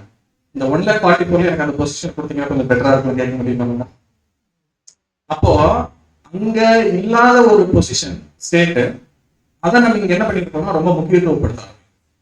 முக்கியத்துவப்படுத்துறதுடைய ரீசன் என்னங்க இருக்குது உங்களுக்கு புரிஞ்சு? அவங்க வழிநடத்த நினைச்சதுல தப்பு கிடையாது யாரு, மிரியம். ஆனா என்ன ரீசனால அதை பண்ணணும்னு நினைச்சாங்க? நிஜமாவே ஜனங்களை ஒரு வேளை மோஸ்ட்லி சரியா வழி நடத்தாம இருந்து சரியா வழி நடத்தல, நம்ம வழி நடத்தலாம்னு வந்திருந்தாங்கன்னா கூட தேவன் என்ன பண்ணிருப்பாரு? அக்செப்ட் பண்ணிருப்பாரு. ஆனா மோட்டிவ் ரொம்ப தப்பா இருக்குல்ல, அதை தேவன் என்ன பண்றது இல்லை, அங்கீகரிக்கிறதே கிடையாது. ஆனா அதுக்கப்புறம் தான் அவங்க இந்த பொசிஷன் வேணாம்னு மைண்ட் கண்டிப்பா என்ன இருக்கும் வந்துருந்துருக்கணும். யாருக்கு? மிரியம்க்கு. இதுக்கப்புறம் எனக்கு இந்த பொசிஷன் வேண்டாம், என்னோட கோல் என்னவா இருக்கணும்னா இவங்க கூட ப்ராப்பரா டிராவல் பண்ணி மோஸ்ட்லி சப்போர்ட் பண்ணி ஆனா போகணுங்கிற மறுபடியும் என்ன பண்ணிட்டாங்க, எந்திரிச்சு வந்துட்டாங்க. தேவன் இப்போ இதுல வாட்ஸ்அப் மீகல் வாட்ஸ்அப் மாதிரி இப்ப என்ன பொசிஷன் கொடுக்குறாரு, அந்த லீடர்ஷிப் பொசிஷன் கொடுத்தாரு. இப்ப இதே விஷயம் தான் நமக்கான வேலை என்னவா இருக்கு. நம்ம ஒரு ட்ரூத்குள்ள வந்துட்டோம், நமக்கான ஒர்க் என்னங்கிற கரெக்டா நம்ம அண்டர்ஸ்டாண்ட் பண்ணணும். நம்மளோட ஒர்க் வந்து இங்க ஒர்க் பண்றது நம்ம எல்லாருமே என்ன கிறிஸ்துவ மாறணுங்கிறது மட்டும்தான் நம்மளோட மெயின் காசு. அதுக்கு நம்ம என்ன பண்ணிருக்காங்க, ஒரு ஃபார்மேஷன் இருக்கு, ஒரு அமைப்பு இருக்கு. அப்போஸ்தலர்கள் மூலமாக உருவாக்கப்பட்டதான ஒரு எக்லீசியா அப்படிங்கிற ஒரு ஃபார்மேஷன் இருக்குது, ஒரு கூடுகைகள்லாம் இருக்குதுன்னா அதுல ஒவ்வொருத்தருக்கும் ஒவ்வொரு ஒர்க் இருக்கு. எல்லாருமே எல்லா ஒர்க்குமே பண்ணிட்டு தான் இருக்கிறோம். உங்களுக்கு புரிஞ்சுன்னா ஈக்குவல், எல்லா ஒர்க்குமே ஈக்குவல். அவங்க வந்து அவங்களோட ஒர்க் என்ன பண்ணிட்டு இருக்கோம் பார்த்துட்டு இருக்கிறோம். ஆனா நம்ம சர்ச்சாவை போயிட்டு வந்தா இந்த ஒர்க் எல்லாம் இருக்குன்னா அப்ப இது எல்லாமே என்ன ஒர்க்கு? டெம்பரரி. பர்மனன்ட் எங்க தான் இருக்குது? நம்ம சர்ச்சை போய் பண்ணுவோம் ஒரு ஒர்க்கு, அதுதான் பர்மனன்ட் ஒர்க். எப்போ மனவாட்டியை மாறி உலக ஜனங்களுக்கு ஜீவன் கொடுக்குற ஒரு ஒர்க் பண்ணுவோம்ல கிறிஸ்து கூட, அதுதான் பர்மனன்ட் ஒர்க். இங்க இருக்கிறதெல்லாம் இப்ப நான் பேசிட்டு இருக்கிறேன், கடைசி வரைக்கும் நான் பேசிட்டே இருப்பேனா அப்படின்னு பார்த்தோம்னா இது எனக்கே தெரியாது. தேவன் எவ்வளவு நாள் இந்த ஒர்க் கொடுப்பாருங்கிறது தெரியாது. கொடுக்குற வரைக்கும் நம்ம என்ன பண்ணிக்கலாம், சந்தோஷமா பண்ணிடலாம். கொடுக்கலையா ஒன்றும் பிரச்சனையே கிடையாது. அடுத்த என்ன ஒர்க் கொடுக்குறாரோ அதை பார்த்துட்டு போக வேண்டியது. நீங்க புரிஞ்சுங்க, ஒவ்வொரு காலத்துக்கு ஏற்ப நம்மள என்ன பண்ணிக்கணும், மாத்திக்கணும். நான் ஃபர்ஸ்ட் ஸ்டாண்டர்ட்ல படிக்கிற மாதிரி தான் 12th ஸ்டாண்டர்ட் வரைக்கும் படிச்சுட்டு இருப்பேன்ல, அக்செப்ட் பண்ண முடியாது. ஃபர்ஸ்ட் ஸ்டாண்டர்ட் என்ன இருக்குதோ அதுக்கான படிச்சிருக்கோம், அதுக்கான வேலை செய்யணும். 12th ஸ்டாண்டர்ட் படிச்சோம்னா அப்ப என்ன நாலேஜ் இருக்கு, அதுக்கு என்ன ஒர்க் பண்ணணும் அதுதான் பண்ணணும். அப்ப இந்த ஒர்க் என்ன இருக்கும் எல்லாத்துக்குமே மாறிட்டு நான் சொன்ன மாதிரி தான் தீர்க்கதரிசி, பிரதான ஆசிரியர், இதெல்லாம் என்னன்னா பொசிஷன்ஸ். ஆட்கள் என்ன ஆகிட்டே இருப்பாங்க, மாறிட்டே இருப்பாங்க. கடைசி வரைக்கும் நான் மட்டும் தான் பிரதான ஆசிரியர் முடியுமா? அபியசை யாரும் இருக்க முடியாது. தீர்க்கதரிசிகளை அப்படி யோசிக்க முடியுமா? ஆனா நம்ம இன்டைரக்டா என்ன நினைச்சிட்டோம்னா என் ஒர்க்கை நான் மட்டும் தான் பண்ணுவேன், கடைசி யாருமே பண்ணக்கூடாது. அது இல்லை, இந்த பொசிஷன்ஸ் எல்லாம் சேஞ்ச் ஆகிட்டே இருக்கும் காலநிலைக்கு தப்ப. அப்புறம் கேரக்டர்ஸ் தகுந்த மாதிரி அந்த இடத்துக்கு என்ன தேவையோ தேவன் அதை என்ன பண்ணிட்டு இருப்பாரு, ப்ரொவைட் பண்ணிட்டே இருப்பாங்க. நம்ம எல்லாம் அக்செப்ட் பண்ணிட்டு மெயின் ஃபோக்கஸ் எதை வச்சுக்கணும், டிராவல் பண்ணி போறதா வச்சுக்கணும். எங்க ஆனா போய் சேர்றதா நம்மளுடைய கோலா இருக்குங்க தவிர இன்பிட்வீன்ல நடக்கிறது என்னைக்கு நம்ம கான்சென்ட்ரேஷன் பண்றோமோ அன்னைக்கு நம்ம என்ன ஆயிடுவோம், விழுந்து போயிடுவோம். ஒருவேளை இப்போ கூட விழுந்து போயிடலாம் கூட பிரச்சனை இல்லை. நான் என்ன சொல்றேன், மிரியம் போய் மறுபடியும் என்ன ஆயிடும், எந்திரிச்சு ஃபைனலா நம்மளோட டெஸ்டினேஷன் எப்படி இருக்கும்னா தேவன் சர்டிபிகேட் பண்ற மாதிரி. இப்போ மிரியம் என்னதான் விழுந்தாலும் அவங்க வந்து நிக்கல. நோட் பண்ணீங்களா? ரொம்ப பேடான கேரக்டரா தான் சப்ஜெக்டோட மிடில் எஸ்டாப்ளிஷ் ஆனாங்க, ரொம்ப தப்பு பண்ண மாதிரி தான். ஆனா முடியும் போது நம்ம மிரியம் யாரும் எப்படி யோசிக்கவே மாட்டோம். அவங்க இருக்கிற பெஸ்ட் கேரக்டரா தான் இப்ப நம்ம மைண்ட்ல வந்துருக்காங்க. இதுதான் விஷயம்.